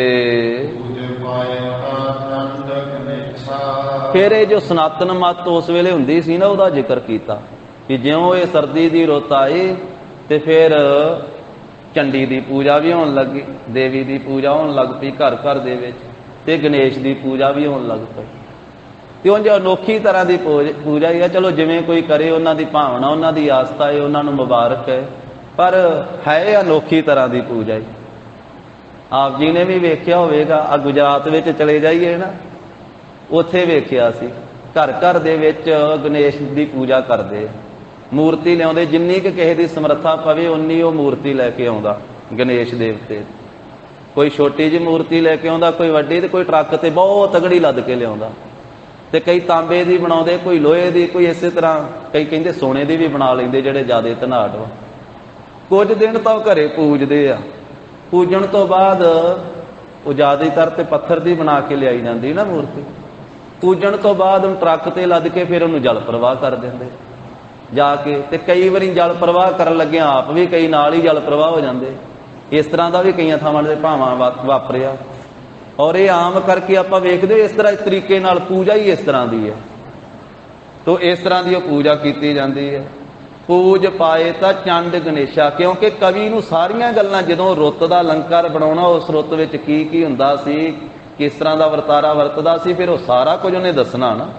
ਇਸ ਕਰਕੇ ਉਹ ਸਾਰਾ ਕੁਝ ਦੱਸ ਰਿਹਾ ਵੀ ਘਰ ਘਰ ਵਿੱਚ ਪਿਤਰਾਂ ਦੇ ਦਿਨ ਮਨਾਏ ਜਾਂਦੇ, ਘਰ ਘਰ ਵਿੱਚ ਪ੍ਰਾਹੁਣੇ ਆਉਂਦੇ, ਬ੍ਰਾਹਮਣ ਆਉਂਦੇ, ਹੋਰ ਰਿਸ਼ਤੇਦਾਰ ਆਉਂਦੇ ਹੈ, ਜਿਹੜੇ ਇਸੇ ਤਰ੍ਹਾਂ ਰਾਹੀ ਪਾਂਧੀ ਆਪਣੇ ਨਗਰਾਂ ਨੂੰ ਜਾਂਦੇ। ਘਰ ਘਰ ਦੇ ਵਿੱਚ ਚੰਡੀ ਦੀ ਪੂਜਾ ਹੁੰਦੀ ਹੈ, ਗਣੇਸ਼ ਦੀ ਪੂਜਾ ਹੁੰਦੀ ਹੈ। ਇੱਥੇ ਉਹ ਗੁਰਸਿੱਖਾਂ ਦੇ ਘਰਾਂ ਦਾ ਜ਼ਿਕਰ ਨਹੀਂ ਕਰ ਰਹੇ, ਆਮ ਇਸ ਦੇਸ਼ ਦੇ ਘਰ ਘਰ ਦਾ ਜ਼ਿਕਰ ਕਰਦੇ ਹਨ। ਕਿਉਂਕਿ ਜਦੋਂ ਗੁਰਸਿੱਖਾਂ ਦੇ ਘਰ ਦਾ ਜ਼ਿਕਰ ਕਰਨਗੇ, ਉੱਥੇ ਤਾਂ ਫਿਰ ਉਹ ਦੱਸਣਗੇ ਵੀ ਕਲਗੀਧਰ ਪਾਤਸ਼ਾਹ ਨੇ ਆਖਿਆ, ਮੈਂ ਨਾ ਗਣੇਸ਼ ਸਾਹਿਬ ਪ੍ਰਥਮ ਮਨਾਉ, ਕਿਸਨ ਬਿਸਨ ਕਬ ਹੂੰ ਨਹਿ ਧਿਆਉ, ਕਾਣ ਸੁਨੇ ਪਹਿਚਾਣ ਨਾ 300, ਲਿਵ ਲਾਗੀ ਮੋਰੀ ਪਾਗਿਨ ਸੋ। ਤੇ ਇਹਨਾਂ ਮਹੀਨਿਆਂ ਦੇ ਵਿੱਚ ਕਹਿੰਦੇ ਫਿਰ ਇਸ ਤਰ੍ਹਾਂ ਰਾਜੇ ਵੀ ਪੂਜਾ ਕਰਕੇ ਤੇ ਫਿਰ ਦੂਸਰੇ ਰਾਜਿਆਂ ਦੇ ਉੱਤੇ ਹਮਲਾ ਬੋਲ ਕੇ ਚੜ੍ਹਾਈ ਕਰਦੇ ਹਨ। ਤੇ ਜਿਹੜੇ ਜਲ ਦੇ ਮੋਗੇ ਸੀ ਨਾ, ਝਰਨੇ 'ਚ ਹੀ ਚੱਲਦੇ, ਉਹ ਵੀ ਸੇਤ ਚਿੱਟੇ ਰੰਗ ਦੇ ਹੋ ਗਏ। ਭਾਵ ਉਹ ਝਰਨੇ ਜਿੱਥੋਂ ਵਗਦੇ ਰਹੇ, ਪਹਿਲਾਂ ਪਾਣੀ ਚੱਲਦਾ ਰਿਹਾ, ਬਾਅਦ ਵਿੱਚ ਉੱਥੋਂ ਪਾਣੀ ਆਉਣੋਂ ਬੰਦ ਹੋ ਗਿਆ। ਉਹ ਚਿੱਟਾ ਚਿੱਟੀ ਧਾਰੀਆਂ ਜਿਹੀਆਂ ਉੱਥੇ ਪੈ ਗਈਆਂ ਪਹਾੜਾਂ ਦੇ ਉੱਤੇ, ਚਿੱਟੇ ਜਲ ਹੀਨਾ, ਜਲ ਤੋਂ ਹੀਣੇ ਹੋ ਗਏ ਜਲ ਦੇ ਜਿਹੜੇ ਝਰਨੇ ਸਨ। ਜਿਵੇਂ ਕਹਿੰਦੇ ਸਰੀਰ ਦੀ ਉਮਰ ਜਿਹੜੀ ਉਹ ਸਾਰੀ ਬੀਤ ਜਾਵੇ ਤੇ ਸਰੀਰ ਬਲ ਤੋਂ ਖਾਲੀ ਹੋ ਜਾਂਦਾ ਨਾ, ਇਸ ਤਰ੍ਹਾਂ ਇਸ ਰੁੱਤ ਵਿੱਚ, ਸਰਦੀ ਰੁੱਤ ਦੇ ਵਿੱਚ, ਉਹ ਜਲ ਦੇ ਝਰਨੇ ਜਲ ਤੋਂ ਬਿਨਾਂ ਸਾਰੇ ਖਾਲੀ ਹੋ ਗਏ। ਜਿਹੜੇ ਛੋਟੇ ਛੋਟੇ ਜੀਵ ਜੰਤੂ ਸੀ ਉਹ ਸਾਰੇ ਨਾਸ ਹੋ ਗਏ, ਖਤਮ ਹੋ ਗਏ। ਰੁੱਤ ਆਉਂਦੀ ਹਰ ਇੱਕ ਦੇ ਉੱਤੇ, ਰੁੱਤ ਦੇ ਨਾਲ ਜੀਵ ਪੈਦਾ ਹੁੰਦੇ, ਰੁੱਤ ਨਾਲ ਖਤਮ ਹੋ ਜਾਂਦੇ। ਹੁਣ ਜਿਹੜੀ ਰੁੱਤ ਵਾ ਨਾ, ਥੋੜੇ ਦਿਨਾਂ ਦਾ ਮੀਂਹ ਜ਼ਿਆਦਾ ਪਿਆ ਸੌਣ ਮਹੀਨੇ ਦੇ ਕਰਕੇ, ਝੜੀਆਂ ਲੱਗੀਆਂ ਤੇ ਮੱਛਰ ਢੇਰ ਹੀ ਪੈਦਾ ਹੋ ਗਿਆ। ਮੋਟਰਸਾਈਕਲ ਤੇ ਸੜਕ ਤੇ ਜਾਈਏ ਤੇ ਉਹ ਪੰਡਾਂ ਦੀਆਂ ਪੰਡਾਂ ਹੀ ਮੂੰਹ ਤੇ ਡਿੱਗੀ ਜਾਂਦਾ, ਇੰਨਾ ਜ਼ਿਆਦਾ ਮੱਛਰ ਹੋ ਗਿਆ ਥੋੜੇ, ਕਿਉਂਕਿ ਉਹਨਾਂ ਦੀ ਵੀ ਰੁੱਤ ਵਾ। ਮੱਖੀਆਂ ਕਿੰਨੀਆਂ ਪੈਦਾ ਹੋ ਗਈਆਂ ਥੋੜੇ ਸਮੇਂ ਦੀਆਂ, ਪਰ ਇਹਨਾਂ ਨੂੰ ਵੀ ਉਹਨੇ ਹੀ ਪੈਦਾ ਕੀਤਾ, ਪੈਦਾ ਕਰਨ ਵਾਲੇ ਨੇ। ਇਹ 84 ਲੱਖ ਜੂਨ ਦੇ ਵਿੱਚ ਹੀ ਹੈ ਮੱਖੀ ਮੱਛਰ। ਹੁਣ ਜੇ ਆਪਾਂ ਮਾਰਨ ਲੱਗ ਪੈਂਦੇ, ਮਾਰਨਾ ਤਾਂ ਸ਼ਾਇਦ ਨਹੀਂ ਚਾਹੀਦਾ, ਆਪੇ ਜਿੰਨੀ ਉਹਨਾਂ ਦੀ ਲਿਖੀ ਭੋਗਣਗੇ। ਆਪਾਂ ਤੇ ਆ ਮਸ਼ੀਨਾਂ ਹੀ ਲਾ ਦਿੰਦੇ ਮਾਰਨ ਵਾਲੀਆਂ, ਤੋ ਇਸੇ ਤਰ੍ਹਾਂ ਹੀ ਉਹ ਮਾਰਨ ਵਾਸਤੇ। ਪਰ ਨਹੀਂ, ਜਦੋਂ ਬਾਕੀ ਜਿੰਨੀ ਜਾਨ ਬਾਕੀਆਂ ਵਿੱਚ ਉਨੀ ਇਹਦੇ ਵਿੱਚ ਵਾ, ਠੀਕ ਆ। ਤੋ ਇਹਨੂੰ ਮਾਰਨਾ ਆਪੇ, ਜਦੋਂ ਮਰਨਾ ਮਾਰੀ ਜਾਊਗੀ, ਆਪਦੀ ਰਾਖੀ ਉਤਰਾ ਕਰ ਲਵੇ। ਤੋ ਇਸ ਤਰੀਕੇ ਦੇ ਨਾਲ ਜਦੋਂ ਇਹ ਸਰਦੀ ਦੀ ਰੁੱਤ ਆਈ ਤੇ ਜਿਹੜੇ ਛੋਟੇ ਛੋਟੇ ਜਲ ਜੰਤੂ ਜਾਂ ਹੋਰ ਜਿਹੜੇ ਜੰਤੂ ਆ, ਮੱਖੀ ਮੱਛਰ, ਇਸ ਰੁੱਤ ਵਿੱਚ ਸਭ ਸਮਾਪਤ ਹੋ ਗਏ, ਖਤਮ ਹੋ ਗਏ। ਕਹਿੰਦੇ ਇਸ ਤਰ੍ਹਾਂ ਖਤਮ ਹੋ ਗਏ ਸਰਦੀ ਦੀ ਰੁੱਤ ਦੇ ਵਿੱਚ ਮੱਖੀ ਤੇ ਮੱਛਰ, ਕਿਉਂਕਿ ਉਦੋਂ ਕਿੱਥੇ ਹੁੰਦਾ ਮੱਖੀ ਮੱਛਰ, ਇਸ ਰੁੱਤ ਵਿੱਚ ਹੀ ਆ, ਉਦੋਂ ਸਮਾਪਤ ਹੋ ਜਾਂਦੇ ਸਾਰੇ। ਤੇ ਜਾਣੋ, ਕਹਿੰਦੇ ਜਿਵੇਂ ਗਿਆਨਵਾਨ ਦੇ ਅੰਦਰੋਂ ਵਾਸ਼ਨਾ ਖਤਮ ਹੋ ਜਾਂਦੀਆਂ ਜਦੋਂ ਗਿਆਨ ਹੋ ਗਿਆ।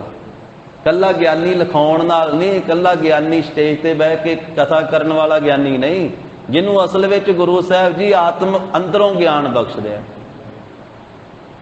ਹੈ। ਜਦੋਂ ਮਹਾਰਾਜ ਸਾਹਿਬ ਜੀ ਬਖਸ਼ਿਸ਼ ਕਰਦੇ ਨੇ, ਜਿਵੇਂ ਗਿਆਨਵਾਨ ਦੇ ਹੋ ਸਕਦਾ ਵਾ ਕੋਈ ਸਟੇਜ ਤੇ ਨਾ ਹੀ ਬੋਲਦਾ ਹੋਵੇ, ਕਦੀ ਕਿਸੇ ਨਾਲ ਨਾ ਹੀ ਬੋਲਿਆ ਹੋਵੇ, ਤੇ ਉਹਨੂੰ ਮਹਾਰਾਜ ਗਿਆਨੀ ਬਣਾ ਦੇਣ।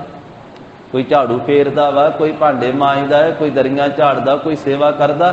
ਗਿਆਨ ਜਿਹੜਾ ਵਾਸ਼ਨਾ ਨਾਸ਼ ਕਰਨ ਵਾਲਾ ਗਿਆਨ ਹੈ, ਉਹ ਤਾਂ ਗੁਰੂ ਸਾਹਿਬ ਜੀ ਦੇ ਹਿਰਦੇ ਵਿੱਚ ਪਾਉਣਗੇ। ਉਹ ਇਹ ਤਾਂ ਪੜ੍ਹ ਪੜ੍ਹ ਕੇ ਵਿਆਖਿਆ ਕਰਨੀ। ਇਹ ਗਿਆਨ ਇੱਕ ਆਪਣੇ ਦਾਇਰੇ ਦਾ ਗਿਆਨ ਹੈ।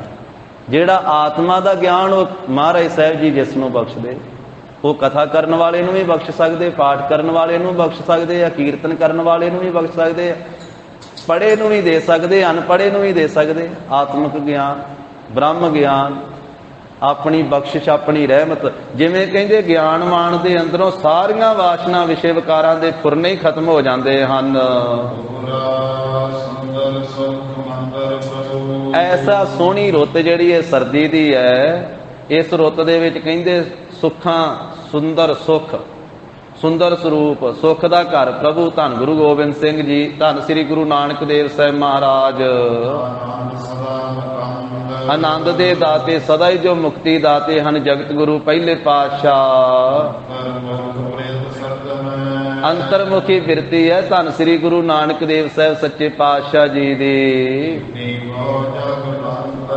ਜਗ ਦੇ ਜੋ ਬੰਧਨ ਜੋਗ ਆ, ਸਾਰੇ ਸੰਸਾਰ ਦੇ ਨਮਸਕਾਰ ਕਰਨ ਜੋਗ ਆ ਸ੍ਰੀ ਗੁਰੂ ਨਾਨਕ ਦੇਵ ਸਾਹਿਬ ਸੱਚੇ ਪਾਤਸ਼ਾਹ ਜੀ ਮਹਾਰਾਜ। ਤੇ ਸਰਦੀ ਦੀ ਰੁੱਤ ਵਿੱਚ ਮਹਾਰਾਜ ਨੇ ਆਪਣੀ ਬਿਰਤੀ ਅੰਤਰਮੁਖ ਕਰ ਲਈ। ਬਿਰਤੀ ਦਾ ਧਿਆਨ ਬਾਹਰ ਮੁਖੀ ਹੋਵੇ ਤੇ ਬਾਰ-ਬਾਰ ਵੇਖੀਦਾ ਹੈ ਤੇ ਬਾਹਰ ਨੂੰ ਭੱਜੀਦਾ ਹੈ।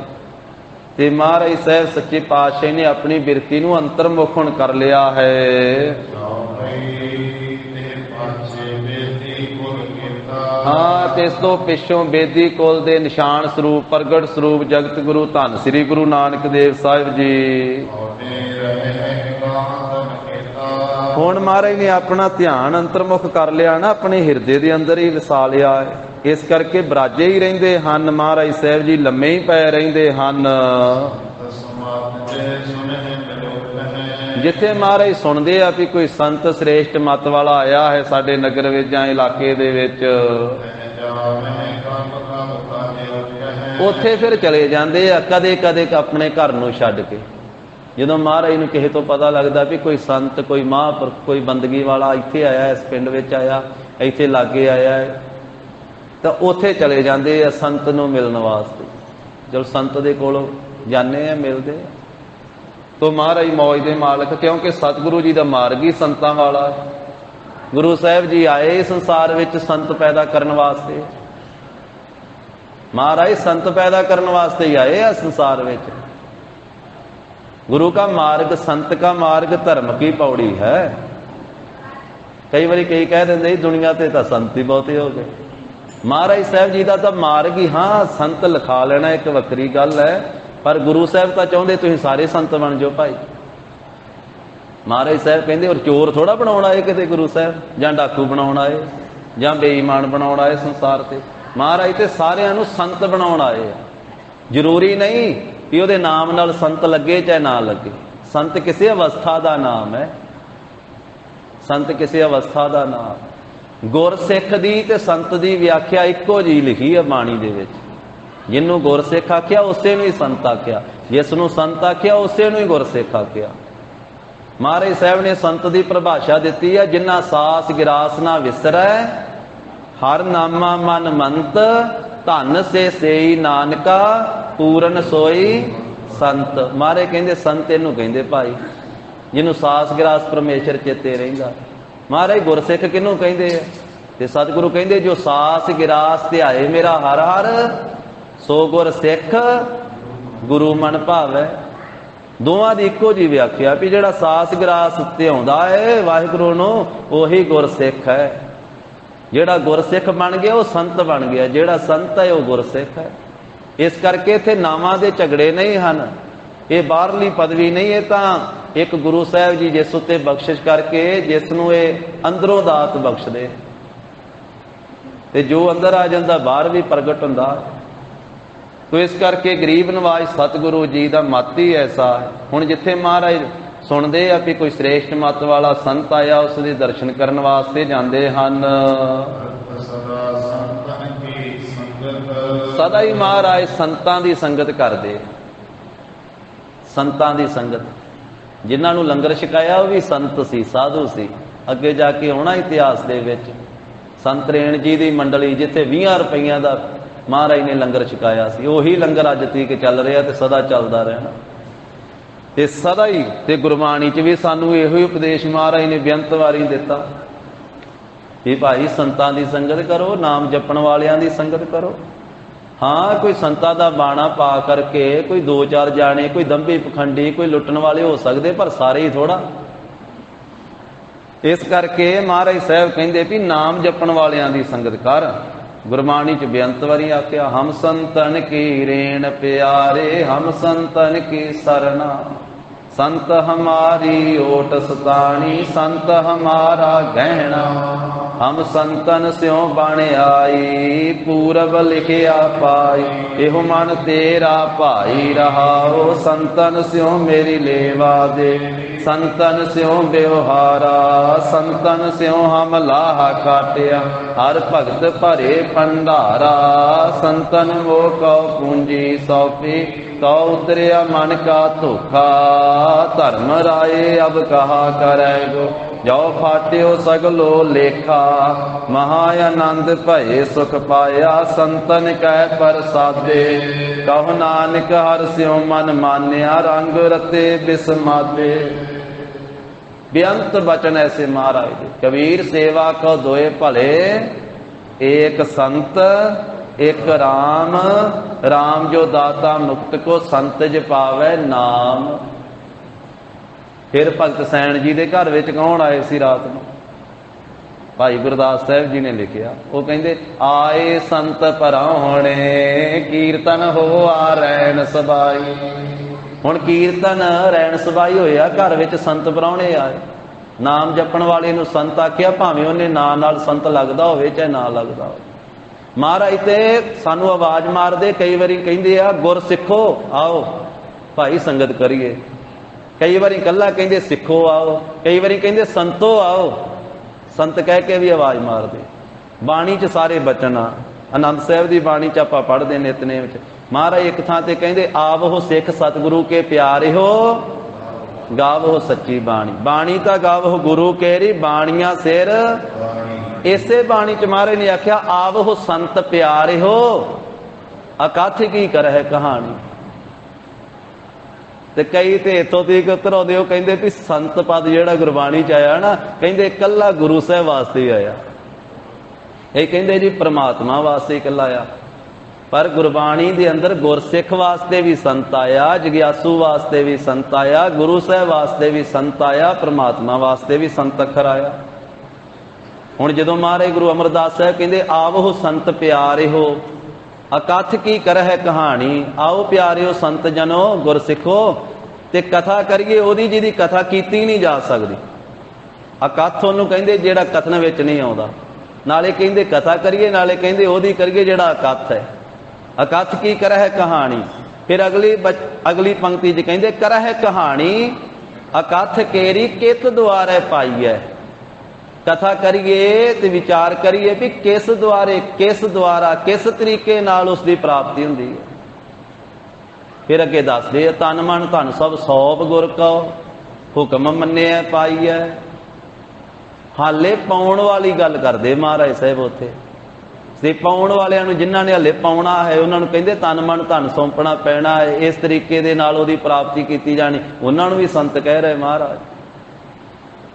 इस करके जो कोई संगत में आ जाए, सच नाल जुड़े, उहदी मंजिल परमेश्वर तक पहुंचना है। जिहड़ा परमेश्वर के राह ते तुरदा है, उहनूं संत नाम नाल बुलाया जांदा, उहनूं साधु नाम नाल बुलाया जांदा, उहनूं गुरमुख कह के बुलाया जांदा, उसनूं गुरसिख कह के बुलाया जांदा। ये धार्मिक पदवियां अनेकां हन। तां महाराज साहब जी जांदे आ ते जा करके सदा ही संतां दी संगत करदे हन। ते जेड़े अज्ञातन अज्ञातवन अज्ञातना अज्ञानियां दी पंगत विच नहीं बैठदे हन। वो ये उन्हां दिनां च महाराज साहब जी ने इस तरह दा सतगुरु जी ने सुभाव धारण किया है, अंतर्मुख बिरती धारण की है। उंज गरीब नवाज साहब जी ते अज्ञानियां नूं तारन वास्ते ही आए, अज्ञानियां दा भी भला करन वास्ते आए, सारे संसार नूं तारना। पर उन्हां दिनां दी गल कर रहे, कहंदे भी उतरा मारे घरे ही मौज नाल लेटे रहिंदे, बराजे रहिंदे, ते सतगुरु जी संतां दी संगत विच जाके कदे कदे बैठदे आ कि उन्हां दे विच जाके बैठदे निरंकार की कीरत गाथा। जां निरंकार दी उत्थे कीरती हुंदी है, जां निरंकार दी फिर कथा हुंदी है। कहंदे ते सुणदे हन महाराज उन्हां दे नाल, हित दे नाल। कदे ओह सुणाउंदे आ गुरमुख साधु संत, कदे फिर गुरु साहब जी सुणाउंदे, ओह सुणदे हन। त्यागियां वाली रीत महाराज साहब जी ने, विरक्तां वाली, जिन्हां दा किसी पदार्थ नाल मोह नहीं हुंदा, ओहो जी रीत, ओहो जी मर्यादा महाराज साहब जी ने धारण की हुई है। जो संसार के जंजाल आ वो महाराज साहब जी ने सारे छड़ दिते। उन्हां दिनां दे विच किसी जंजाल विच नहीं पैंदे हन, किसी कारोबार वाले ध्यान नहीं दिंदे हन। वैरागियां वाली रीति जिहड़ी वो चित्त विच धारी हुई है। ਜੋ ਬੈਸ ਉਮਰ ਹੈ, ਗੋਤ ਹੈ, ਜਾਤੀ ਹੈ, ਇਸੇ ਤਰ੍ਹਾਂ ਧਨ ਹੈ। ਬਚਨ ਸੁਣਨ ਕੀ ਦਿਨ ਰਚਨਾਨਾ, ਤਾਂ ਜਿਨ੍ਹਾਂ ਦੇ ਅੰਦਰ ਬਹੁਤ ਰੁਚੀ ਹੈ ਬਚਨ ਸੁਣਨ ਦੀ, ਵੈਸੇ ਪਾਸ ਆਨ ਕਰ ਸੋ, ਕਹਿੰਦੇ ਹਨ ਕਿ ਉਹ ਹਾਣੀ ਜਿਹੜੇ ਹਨ ਨਾ, ਉਹ ਆ ਕਰਕੇ ਮਹਾਰਾਜ ਦੇ ਪਾਸ ਬੈਠਦੇ ਹਨ। ਕਾਲ ਬਨੇ ਮਹਿ ਖੇਲਤ ਜੋ, ਜਿਹੜੇ ਇਹ ਬੇਦੀ ਕੁਲ ਦੇ ਬੱਚੇ ਸਨ, ਇਸੇ ਤਰ੍ਹਾਂ ਜਿਹੜੇ ਮਹਾਰਾਜ ਦੇ ਹਾਣੀ ਸਨ, ਜਿਹੜੇ ਨਾਲ ਬਚਪਨ ਦੇ ਵਿੱਚ ਖੇਡਦੇ ਰਹੇ, ਤੇ ਹੁਣ ਮਹਾਰਾਜ ਸਾਹਿਬ ਸੱਚੇ ਪਾਤਸ਼ਾਹੀ ਦੀ 15 ਕੁ ਸਾਲ ਦੇ ਲਗਭਗ ਸਰੀਰ ਕਾਰ ਬਲਾ ਹੋਈ ਹੈ। ਉਸ ਮੌਕੇ ਐਸਾ ਸੁਭਾਅ ਗੁਰੂ ਜੀ ਨੇ ਧਾਰਨ ਕੀਤਾ ਹੈ। ਉਹ ਛੋਟੇ ਬੱਚੇ ਜਿਹੜੇ ਬਚਪਨ ਵਿੱਚ ਨਾਲ ਖੇਡਦੇ ਰਹੇ ਨਾ, ਉਹ ਹੁਣ ਉਹਨਾਂ ਦੇ ਮਨ ਵਿੱਚ ਰੁਚੀ ਹੈ ਕਿ ਗੁਰੂ ਸਾਹਿਬ ਦੇ ਕੋਈ ਬਚਨ ਸੁਣੀਏ ਮੁਖ ਤੋਂ।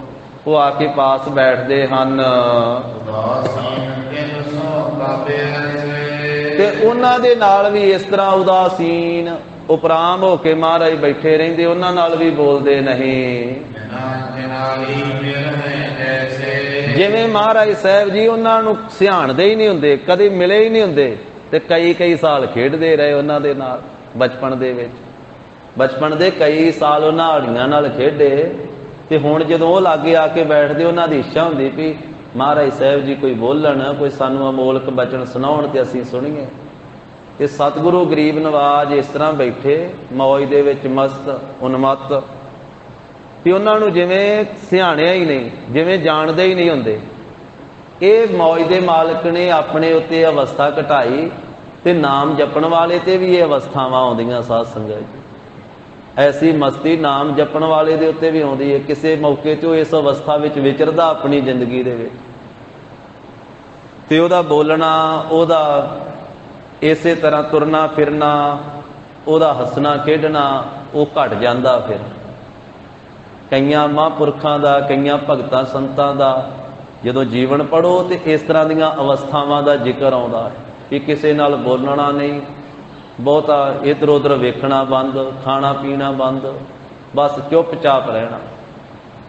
ਤੇ ਜਿਨ੍ਹਾਂ ਦੇ ਨਾਲ ਅੱਗੇ ਮਿਲਦਾ ਵਰਤਦਾ ਵੀ ਰਿਹਾ ਤੇ ਉਹ ਵੀ ਜਾਣੇ, ਤੇ ਉਹਨਾਂ ਨਾਲ ਵੀ ਬਹੁਤੀ ਗੱਲ ਨਾ ਕਰਨੀ। ਤੇ ਫਿਰ ਆਪੋ ਆਪਣੇ ਲੋਕ ਅੰਦਾਜ਼ੇ ਲਾਉਣ ਲੱਗ ਪੈਂਦੇ। ਕੋਈ ਉਸ ਨੂੰ ਕਿਸੇ ਤਰ੍ਹਾਂ ਜਿਹੜਾ ਸਮਝਦਾ ਹੈ ਉਹ ਸਮਝਦਾ ਹੈ, ਦੂਸਰਾ ਕਹਿੰਦਾ, ਕੋਈ ਕਹਿੰਦਾ ਇਹਨੂੰ ਆਹ ਹੋ ਗਿਆ, ਕੋਈ ਕਹਿੰਦਾ ਇਹਨੂੰ ਆਹ ਹੋ ਗਿਆ। ਤੇ ਮਹਾਰਾਜ ਸਾਹਿਬ ਜੀ ਗਰੀਬ ਨਵਾਈ ਮੌਜ ਦੇ ਮਾਲਕ ਇਸ ਤਰ੍ਹਾਂ ਉਪਰਾਮਤਾ ਵਿੱਚ ਬੈਠੇ ਹਨ। ਹੁਣ ਨਹੀਂ ਕਿਸੇ ਨਾਲ ਬੋਲਦੇ, ਬਰਾਜੇ ਰਹਿੰਦੇ, ਉਪਰਾਮ ਰਹਿੰਦੇ, ਉਦਾਸੀਨ ਰਹਿੰਦੇ। ਤੇ ਇਸ ਤਰ੍ਹਾਂ ਦੀ ਹਾਲਤ ਵੇਖ ਕੇ ਧੰਨ ਮਾਤਾ ਤ੍ਰਿਪਤਾ ਜੀ ਦੇ ਚਿੱਤ ਵਿੱਚ ਚਿੰਤਾ ਹੈ। ਜਿੱਥੇ ਇਕਾਂਤ ਗੁਰੂ ਜੀ ਬੈਠੇ ਹੋਏ ਨਾ, ਉੱਥੇ ਮਾਤਾ ਜੀ ਚਲੇ ਗਏ। ਆਪਣੇ ਪੁੱਤਰ ਸ੍ਰੀ ਨਾਨਕ ਜੀ ਦੀ ਦਸ਼ਾ ਵੇਖ ਕੇ, ਹਾਲਤ ਵੇਖ ਕੇ ਮਾਤਾ ਜੀ ਬਹੁਤ ਹੈਰਾਨ ਹੋਏ। ਬਹੁਤ ਵੱਡੀ ਪ੍ਰੀਤ ਵਿੱਚ ਮਾਤਾ ਜੀ ਬੋਲੇ, ਇਹ ਪੁੱਤਰ ਸੁਣੋ ਤੇ ਆਪਣੇ ਚਿੱਤ ਵਿੱਚ ਮੇਰੀ ਗੱਲ ਨੂੰ ਵਿਚਾਰੋ ਗੌਰ ਨਾਲ। ਆਪਣੇ ਘਰ ਦੇ ਜਿਹੜੇ ਕਾਰਜ ਵਾ ਉਹ ਸੋਚ ਵਿਚਾਰ ਕੇ ਤੁਸੀਂ ਕਰੋ। ਕਿਉਂਕਿ ਮਾਤਾ ਜੀ ਵੇਖਦੇ ਆ ਵੀ ਘਰੇ ਚੁੱਪ ਕਰਕੇ ਬੈਠੇ ਰਹਿੰਦੇ ਆ। ਜਦੋਂ ਕੋਈ ਸਾਧੂਆਂ ਦੀ ਮੰਡਲੀ ਆਉਂਦੀ, ਕੋਈ ਸੁਣਦੇ ਆ ਵੀ ਉੱਥੇ ਸਾਧੂ ਆਏ, ਤੇ ਉਹਨਾਂ ਕੋਲੇ ਜਾ ਕੇ ਬੈਠ ਜਾਂਦੇ। ਮਾਤਾ ਜੀ ਨੇ ਖਿਆਲ ਕੀਤਾ ਕਿਤੇ ਮੇਰਾ ਪੁੱਤਰ ਫਕੀਰਾਂ ਨਾਲ ਹੀ ਨਾ ਰਲ ਕੇ ਚਲੇ ਜਾਵੇ। ਪੁੱਤਰ ਤੈਨੂੰ ਫਕੀਰਾਂ ਕੋਲੇ ਜਾਣਾ ਕਿਉਂ ਬਣਦਾ ਹੈ? ਤੂੰ ਨਿਰਣਾ ਕਰਕੇ ਆਪਣੇ ਘਰ ਦੇ ਕਾਰਜ ਕਰਿਆ ਕਰ। ਆਪਾਂ ਗ੍ਰਸਤੀ ਲੋਕ ਆ ਪੁੱਤਰ, ਤੇ ਜੇ ਗ੍ਰਸਤ ਦੇ ਕਾਰਜ ਵਾ ਨਾ ਉਤਸ਼ਾਹ ਦੇ ਨਾਲ ਕਰਿਆ ਕਰ। ਵੇਖ ਪੁੱਤਰ ਕਿੰਨਾ ਕੰਮਕਾਰ ਆਪਣੇ ਘਰ ਦਾ ਹੈ, ਕਿੰਨੀਆਂ ਮੱਝਾਂ ਗਾਵਾਂ, ਘੋੜੇ ਘੋੜੀਆਂ, ਸਭ ਕੁਝ, ਜ਼ਮੀਨ ਕਿੰਨੀ ਹੈ। ਇਸ ਕਰਕੇ ਤੂੰ ਸਾਰਾ ਉਤਸ਼ਾਹ ਦੇ ਨਾਲ ਕੰਮ ਆਪ ਘਰੇ ਕਰਵਾਇਆ ਕਰ, ਕਰਿਆ ਕਰ। ਪੁੱਤਰ ਜੇ ਤੇਰੇ ਚਿੱਤ ਦੇ ਵਿੱਚ ਖੇਤੀ ਕਰਨ ਦੀ ਪ੍ਰੀਤ ਨਹੀਂ ਹੈ ਤੇ ਪੁੱਤਰ ਵਪਾਰ ਕਰ ਲਿਆ ਕਰ। ਵਪਾਰ ਵੀ ਤਾਂ ਲੋਕ ਕਰ ਹੀ ਲੈਂਦੇ ਆ ਨਾ। ਵਪਾਰ ਕਰਨ ਦੀ ਜਾਚ ਸਿੱਖ ਲਾ, ਇਸ ਤਰ੍ਹਾਂ ਦੀ ਰੀਤੀ ਸਿੱਖ ਲਾ, ਤੂੰ ਵਣਜ ਵਪਾਰ ਕਰਿਆ ਕਰ। ਤੇ ਸਾਵਧਾਨ ਹੋ ਕੇ ਸੁਚੇਤ ਹੋ ਕਰਕੇ ਵਪਾਰ ਦਾ ਕੰਮ ਕਰ ਲਿਆ ਕਰ। ਕਰਤ ਸੰਭਾਲ ਹੋਰ ਪੜਨ ਕੀਤਾ ਪੁੱਤਰ ਹੁਣ ਤੂੰ ਜਵਾਨ ਨਾ ਜਾਣਾ ਹੈ, ਆਪਣੇ ਘਰ ਦਾ ਖਰਚਾ ਸੰਭਾਲ। ਕਾਰਿ ਪਾਏ ਜਬ ਦਰਬੇ ਪਾਵੋ ਜਦੋਂ ਪੁੱਤਰ ਤੂੰ ਯਤਨ ਕਰਕੇ ਮਿਹਨਤ ਕਰਕੇ ਕੋਈ ਨਾ ਕੋਈ ਕਾਰੋਬਾਰ ਕਰਕੇ ਧਨ ਕਮਾ ਕੇ ਘਰੇ ਲਿਆਵੇਂਗਾ, ਹਰ ਬਿਦ ਸੰਚੋ ਨਿਤ ਘਰ ਲਿਆਵੋ ਜਦੋਂ ਤੂੰ ਧਨ ਇਕੱਠਾ ਕਰੇਗਾ ਨਾ ਭਲੀ ਵਿਦ ਆਪਣੇ ਘਰੇ ਲਿਆਵੇਂਗਾ ਇਕੱਠਾ ਕਰਕੇ, ਉਹ ਖੰਡਰੀ ਤਵ ਕਰੇ ਨਿਹਾਰੋ ਤੇ ਕੋਈ ਆਪਣੀ ਬਰਾਦਰੀ ਵਾਲਾ ਖੱਤਰੀ ਜਦੋਂ ਵੇਖੇਗਾ ਤੈਨੂੰ ਕੰਮਕਾਰ ਕਰਦਿਆਂ ਪੈਸੇ ਇਕੱਠੇ ਕਰਦਿਆਂ, ਏ ਕਮਾਉ ਸਹਿ ਪਰਿਵਾਰੋ ਫਿਰ ਉਹ ਜਾਣੇਗਾ ਕਿ ਇਹ ਪਟਵਾਰੀ ਦਾ ਪੁੱਤਰ ਕਮਾਊ ਹੈ, ਇਹ ਸਹਿਤ ਪਰਿਵਾਰ ਦੇ ਧਨ ਕਮਾਉਂਦਾ ਹੈ। ਦਨਿਆ ਕੁਝ ਦੇ ਵਿਵਾਹੀ ਫਿਰ ਆਪਣੀ ਪੁੱਤਰੀ ਤੇਰੇ ਨਾਲ ਵਿਆਹ ਦੇਵੇਗਾ, ਪੁੱਤਰ ਆਪਣੀ ਧੀ ਦਾ ਰਿਸ਼ਤਾ ਦੇ ਦੇਵੇਗਾ ਸਾਨੂੰ। ਜਸ ਹੋਏ ਸਭ ਲੋਕਨ ਮਾਹੀ ਨਾਲੇ ਪੁੱਤਰ ਕੰਮਕਾਰ ਕਰਨ ਵਾਲੇ ਦਾ ਸ੍ਰੇਸ਼ਟ ਜਸ ਹੁੰਦਾ ਸਾਰੇ ਲੋਕਾਂ ਵਿੱਚ, ਫਿਰ ਤੇਰਾ ਸ੍ਰੇਸ਼ਟ ਜਸ ਹੋਵੇਗਾ ਸਾਰੇ ਲੋਕਾਂ ਵਿੱਚ ਕਿ ਇਹਨਾਂ ਦਾ ਪੁੱਤਰ ਸ੍ਰੀ ਨਾਨਕ ਬਹੁਤ ਕਮਾਈ ਕਰਨ ਵਾਲਾ ਹੈ।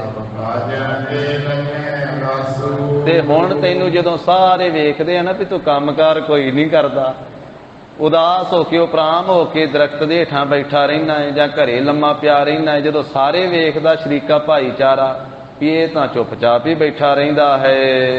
ਕਰ ਮਨ ਕਰੇ ਉਪਹਾਸੂ ਪੁੱਤਰ ਨਗਰ ਦੇ ਲੋਕ ਮਿਲ ਕਰਕੇ ਮਖੌਲ ਕਰਦੇ ਆ ਸਾਨੂੰ ਮਖੌਲ ਕਿ ਇਹਨਾਂ ਦਾ ਪੁੱਤਰ ਕੋਈ ਕੰਮਕਾਰ ਨਹੀਂ ਕਰਦਾ, ਚੁੱਪ ਕਰਕੇ ਬੈਠਾ ਰਹਿੰਦਾ ਹੈ, ਵਿਹਲਾ ਰਹਿੰਦਾ ਹੈ।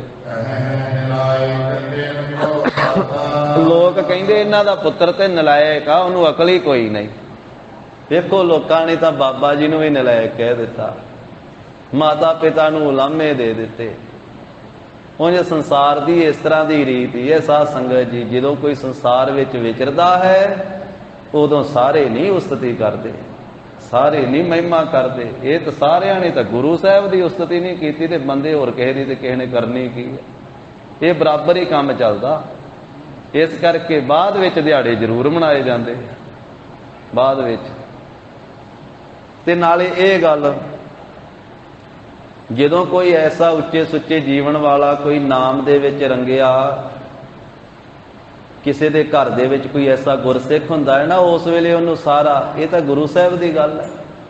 ਗੁਰਸਿੱਖਾਂ ਨਾਲ ਵੀ ਇਸ ਤਰ੍ਹਾਂ ਹੁੰਦਾ ਰਿਹਾ, ਭਗਤਾਂ ਨਾਲ ਵੀ ਇਸ ਤਰ੍ਹਾਂ ਹੁੰਦਾ ਰਿਹਾ। ਜਿੰਨਿਆਂ ਭਗਤਾਂ ਦੀ ਬਾਣੀ ਹੈ, ਕਿਸੇ ਭਗਤ ਦੀ ਗਾਥਾ ਪੜ੍ਹ ਕੇ ਵੇਖ ਲਓ, ਕਬੀਰ ਸਾਹਿਬ ਨਾਲ ਨਹੀਂ ਹੋਇਆ, ਰਵਿਦਾਸ ਸਾਹਿਬ ਜੀ ਦੇ ਨਾਲ ਨਹੀਂ ਹੋਇਆ, ਨਾਮਦੇਵ ਸਾਹਿਬ ਜੀ ਦੇ ਨਾਲ ਨਹੀਂ ਹੋਇਆ। ਇਸ ਤਰ੍ਹਾਂ ਹੀ ਹੁੰਦਾ ਹੈ। ਲੋਕ ਕਹਿੰਦੇ ਆ ਕਿ ਸੰਤ ਪੈਦਾ ਹੋਵੇ, ਭਗਤ ਪੈਦਾ ਹੋਵੇ, ਗੁਰਸਿੱਖ ਪੈਦਾ ਹੋਵੇ, ਮਹਾਂਪੁਰਖ ਪੈਦਾ ਹੋਵੇ, ਪਰ ਕਹਿੰਦੇ ਕਿਸੇ ਦੇ ਘਰੇ ਹੋਵੇ, ਸਾਡੇ ਨਾ ਹੋਵੇ। ਸ਼ਹੀਦ ਵੀ ਕਹਿੰਦੇ ਵੀ ਹੋਣਾ ਚਾਹੀਦਾ ਹੈ, ਯੋਧਾ ਵੀ ਹੋਣਾ ਚਾਹੀਦਾ ਹੈ, ਸੂਰਬੀਰ ਵੀ ਹੋਣਾ ਚਾਹੀਦਾ ਹੈ, ਪਰ ਹੋਣਾ ਕਿੱਥੇ ਚਾਹੀਦਾ? ਕਹਿੰਦੇ ਸਾਡੇ ਘਰੇ ਨਹੀਂ। ਧਰਮ ਦੀ ਗੱਲ ਕਰਨੀ ਹੈ, ਸੱਚ ਦੀ ਗੱਲ ਕਰਨੀ ਹੈ, ਕਹਿੰਦੇ ਸੱਚ ਦੀ ਗੱਲ ਕਰਨ ਵਾਲੇ ਹੋਣੇ ਚਾਹੀਦੇ, ਪਰ ਹੋਣੇ ਕਿੱਥੇ ਚਾਹੀਦੇ? ਆਸੇ ਪਾਸੇ ਕਹਿੰਦੇ ਵੀ ਆਪਣਾ ਤੇ ਕੰਮ ਚੱਲਦਾ, ਆਪਾਂ ਤਾਂ ਨਹੀਂ ਬੋਲ ਸਕਦੇ ਸੱਚ, ਕਿ ਆਪਣਾ ਤੇ ਤੋਰੀ ਫੁਰਕਾ ਚੱਲਣ ਡਿਆ, ਆਪਾਂ ਕਾਹਤੋਂ ਜ਼ਿਆਦਾ ਸੱਚ ਬੋਲਣਾ? ਤੇ ਨਾ ਸੱਚ ਬੋਲਣਾ ਤੇ ਨਾ ਸੱਚ ਬੋਲਣ ਵਾਲੇ ਦਾ ਸਾਥ ਹੀ ਦੇਣਾ। ਇਸ ਕਰਕੇ ਕਿ ਦੂਜੇ ਦੇ ਕੋਲੇ ਹੋਵੇ, ਦੂਜੇ ਦੇ ਘਰੇ ਹੋਵੇ। ਬਾਅਦ ਵਿੱਚ ਦਿਹਾੜੇ ਜ਼ਰੂਰ ਮਨਾਈ ਜਾਂਦੇ ਜਦੋਂ ਕੋਈ ਦੁਨੀਆ ਤੋਂ ਚਲੇ ਜਾਂਦਾ। ਇਸ ਕਰਕੇ ਬਾਬਾ ਜੀ ਨੂੰ, ਕਿਉਂਕਿ ਸੁਭਾਵਿਕ ਵਿੱਚ ਗੱਲ ਆ ਗਈ, ਮਾਤਾ ਜੀ ਨੇ ਆਖਿਆ ਪੁੱਤਰ ਤੂੰ ਘਰੇ ਬੈਠਾ ਰਹਿਣਾ ਹੈ, ਲੰਮੇ ਪਿਆ ਰਹਿਣਾ ਹੈ, ਤੇ ਸ਼ਰੀਕਾ ਭਾਈਚਾਰਾ ਤੇ ਨਗਰ ਦੇ ਲੋਕ ਕਹਿੰਦੇ ਇਹਨਾਂ ਦਾ ਪੁੱਤਰ ਨਲਾਇਕ ਹੈ, ਇਹਨੂੰ ਅਕਲ ਕੋਈ ਨਹੀਂ, ਕੰਮਕਾਰ ਨਹੀਂ ਕਰਦਾ ਹੈ। ਪੁੱਤਰ ਲੋਕ ਕਹਿੰਦੇ ਆ ਇਹਨੂੰ ਸਮਝ ਨਹੀਂ ਹੈ ਇਹਨਾਂ ਦੇ ਪੁੱਤਰ ਨੂੰ। ਜਦੋਂ ਅਸੀਂ ਇਹ ਗੱਲ ਸੁਣਦੇ ਆ ਤੇ ਸਾਨੂੰ ਦੁੱਖ ਬੜਾ ਹੁੰਦਾ, ਜਦੋਂ ਕਹਿੰਦੇ ਆ ਇਹਨਾਂ ਦੇ ਪੁੱਤਰ ਨੂੰ ਅਕਲ ਨਹੀਂ ਹੈ, ਇਹਨਾਂ ਦੇ ਪੁੱਤਰ ਨੂੰ ਸਮਝ ਨਹੀਂ ਹੈ, ਕੋਈ ਕੰਮਕਾਰ ਕਰਨ ਦੀ ਸੋਝੀ ਨਹੀਂ ਹੈ। ਪੁੱਤਰ ਕਈ ਲੋਕ ਕਹਿੰਦੇ ਤਾਂ ਦਲਿਦਰੀ ਆ, ਇਹ ਦਲਿਦਰੀ ਆ। ਅਸਲ ਵਿੱਚ ਸਾਧ ਸੰਗਤ ਜੀ ਭਗਤ ਨੂੰ ਭਗਤ ਸਮਝ ਸਕਦਾ, ਬ੍ਰਹਮ ਗਿਆਨੀ ਨੂੰ ਬ੍ਰਹਮ ਗਿਆਨੀ ਸਮਝ ਸਕਦਾ, ਕਿਸੇ ਪੜ੍ਹੇ ਹੋਏ ਨੂੰ ਕੋਈ ਪੜ੍ਹਿਆ ਸਮਝ ਸਕਦਾ। ਇਸ ਕਰਕੇ ਸੰਸਾਰ ਜਿਹੜਾ ਉਹ ਸਮਝਦਾ ਨਹੀਂ, ਤੇ ਸੰਸਾਰ ਆਪਣੇ ਤਰੀਕੇ ਨਾਲ ਗੱਲਾਂ ਬਾਤਾਂ ਕਰਨ ਲੱਗ ਪੈਂਦਾ। ਇੱਕ ਜੁੜਿਆ ਹੋਇਆ ਰੱਬ ਦੇ ਨਾਲ, ਨਿਰੰਕਾਰ ਦੇ ਨਾਲ। ਸੰਸਾਰ ਨਾਲ ਉਹਦਾ ਵਾਹ ਵਾਸਤਾ ਕੋਈ ਨਹੀਂ। ਤੇ ਸੰਸਾਰ ਦੇ ਲੋਕ ਕਹਿੰਦੇ ਇਹ ਤਾਂ ਦਲਿੱਦਰੀ ਹੈ। ਇਹ ਸਾਡੇ ਵਾਂਗੂ, ਅਸੀਂ ਜਿਵੇਂ ਧੰਦੇ ਵਿੱਚ ਜੰਜਾਲਾਂ ਵਿੱਚ ਭੱਜੇ ਫਿਰਦੇ, ਕਿਉਂ ਨਹੀਂ ਭੱਜਦਾ ਸਾਡੇ ਵਾਂਗੂ? ਇਹ ਤਾਂ ਦਲਿੱਦਰੀ ਹੈ। ਮਾਤਾ ਕਹਿੰਦੇ ਪੁੱਤਰ ਲੋਕ ਦਲਿੱਦਰੀ ਕਹਿੰਦੇ, ਕਈ ਦਲਿੱਦਰੀ ਕਹਿੰਦੇ ਆ ਤੇ ਕਈ ਕਹਿੰਦੇ ਇਹਨੂੰ ਮੱਤ ਹੈ ਨਹੀਂ, ਇਹ ਮੱਤ ਤੋਂ ਹੀਣਾ ਹੈ। ਪੁੱਤਰ ਕੋਈ ਕੋਈ ਇਹ ਗੱਲ ਵੀ ਕਹਿੰਦਾ ਹੈ ਆਪਣੇ ਪਿੰਡ ਦਾ ਕਿ ਇਹਦੇ ਵਿੱਚ ਬਾਲੀ ਹੈ ਨਹੀਂ, ਕਰੇ ਕਿ ਇਹਦੇ ਵਿੱਚ ਤਾਕਤ ਹੀ ਹੈ ਨਹੀਂ।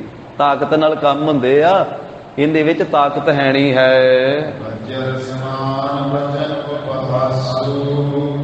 ਪੁੱਤਰ ਜਦੋਂ ਲੋਕ ਇਸ ਤਰ੍ਹਾਂ ਮਖੌਲ ਕਰਦੇ ਨਾ ਤੇਰਾ ਨਾਂ ਲੈ ਲੈ ਕੇ, ਤੇ ਜਿਵੇਂ ਬੱਜਰ ਵੱਜਦਾ ਹੈ ਨਾ, ਬੱਜਰ ਦਾ ਸ਼ਸਤਰ ਹਥਿਆਰ ਵੱਜਦਾ ਹੈ, ਇਸ ਤਰ੍ਹਾਂ ਦੇ ਇਹ ਮਖੌਲਾਂ ਦੇ ਜਿਹੜੇ ਬੋਲ ਵਾ ਸਾਡੇ ਹਿਰਦੇ ਨੂੰ ਵਿੰਨ ਦਿੰਦੇ ਹਨ।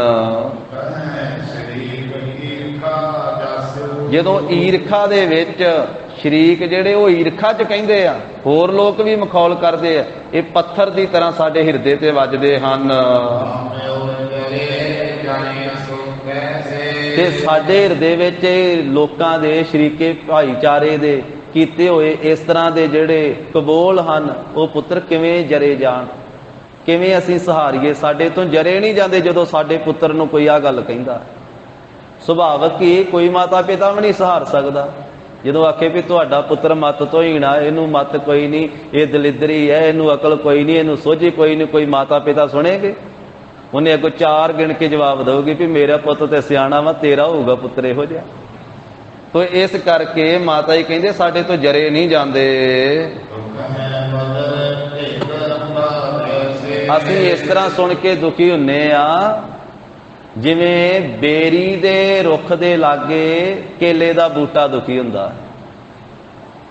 ਕੇਲੇ ਦਾ ਬੂਟਾ ਹੋਵੇ ਨਾ ਬੇਰੀ ਦੇ ਲਾਗੇ, ਤੇ ਬੇਰੀ ਚੀਰ ਚੀਰ ਕੇ ਲੀਰੋ ਲੀਰ ਕਰ ਦਿੰਦੀ ਕੇਲੇ ਦੇ ਬੂਟੇ, ਫੰਗੜਾ ਫੰਗੜਾ ਕਰ ਦਿੰਦੀ ਹੈ। ਮਾਤਾ ਜੀ ਕਹਿੰਦੇ ਇਸ ਤਰ੍ਹਾਂ ਦੁਖਦੇ ਅਸੀਂ, ਜਿਵੇਂ ਕੇਲੇ ਦਾ ਬੂਟਾ ਦੁਖਦਾ ਬੇਰੀ ਦੇ ਲਾਗੇ।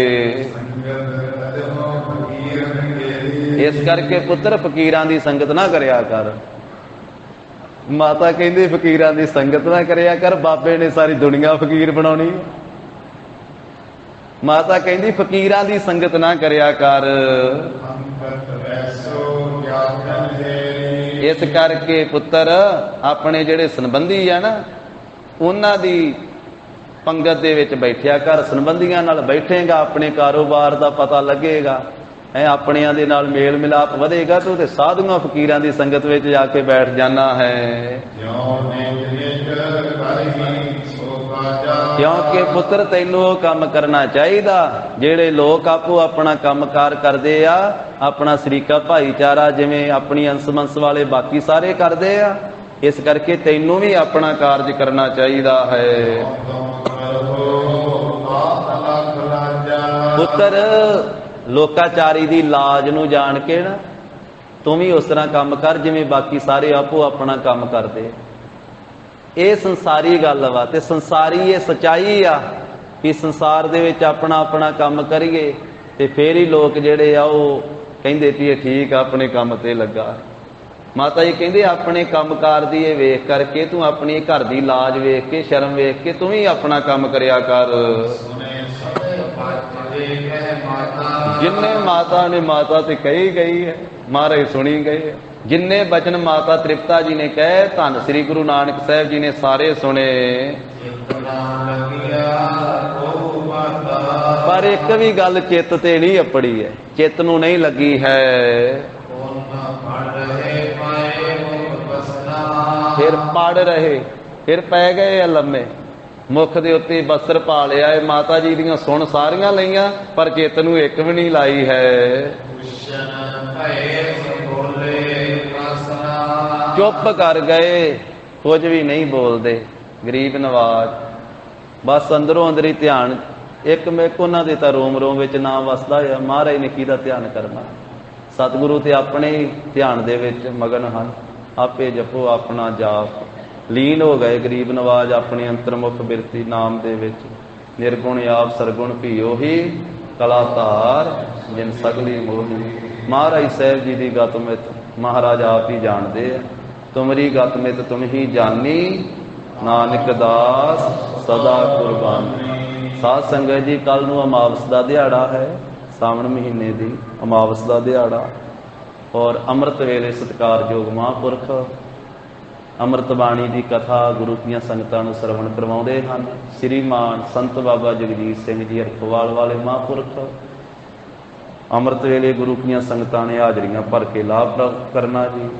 ਸੋ ਹਰ ਮੱਸਿਆ ਤੇ ਐਤਵਾਰ ਔਰ ਸੰਗਰਾਂਦ ਦੇ ਦਿਹਾੜੇ ਤੇ ਮਹਾਂਪੁਰਖ ਹਾਜ਼ਰੀ ਭਰਦੇ ਹਨ। ਔਰ ਕੱਲ ਨੂੰ ਅਮਾਵਸ ਦੇ ਦਿਹਾੜੇ ਤੇ ਭਾਈ ਮਰਦਾਨਾ ਜੀ ਦੀਵਾਨ ਹਾਲ ਦੇ ਵਿੱਚ ਸੁੰਦਰ ਦੀਵਾਨ ਵੀ ਸਜਣਗੇ। ਇਸ ਵਿੱਚ ਕਵੀਸ਼ਰ ਸਿੰਘ ਢਾਡੀ ਸਿੰਘ ਗੁਰੂ ਕਾ ਜਸ ਗੁਰੂ ਦੀਆਂ ਸੰਗਤਾਂ ਨੂੰ ਸਰਵਣ ਕਰਵਾਉਣਗੇ।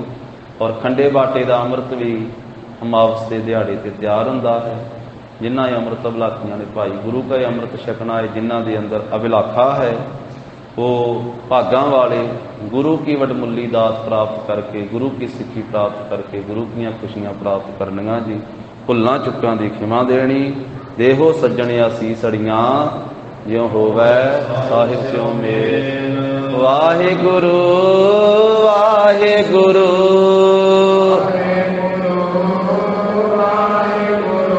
ਵਾਹਿਗੁਰੂ ਵਾਹਿਗੁਰੂ।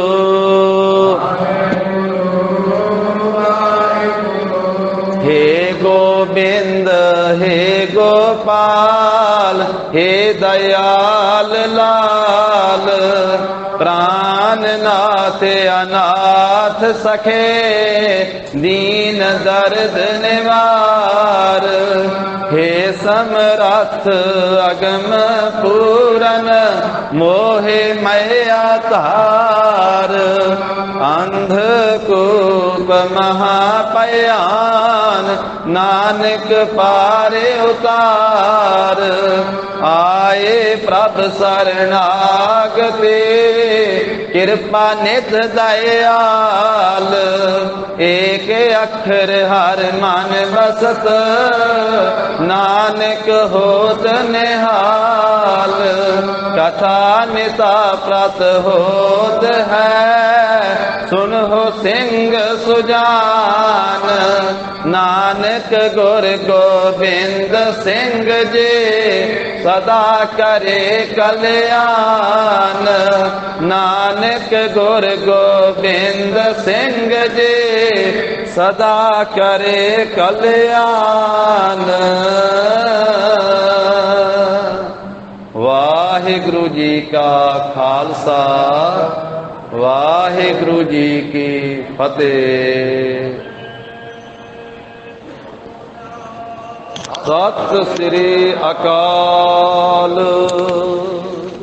वाहिगुरु जी का खालसा, वाहिगुरु जी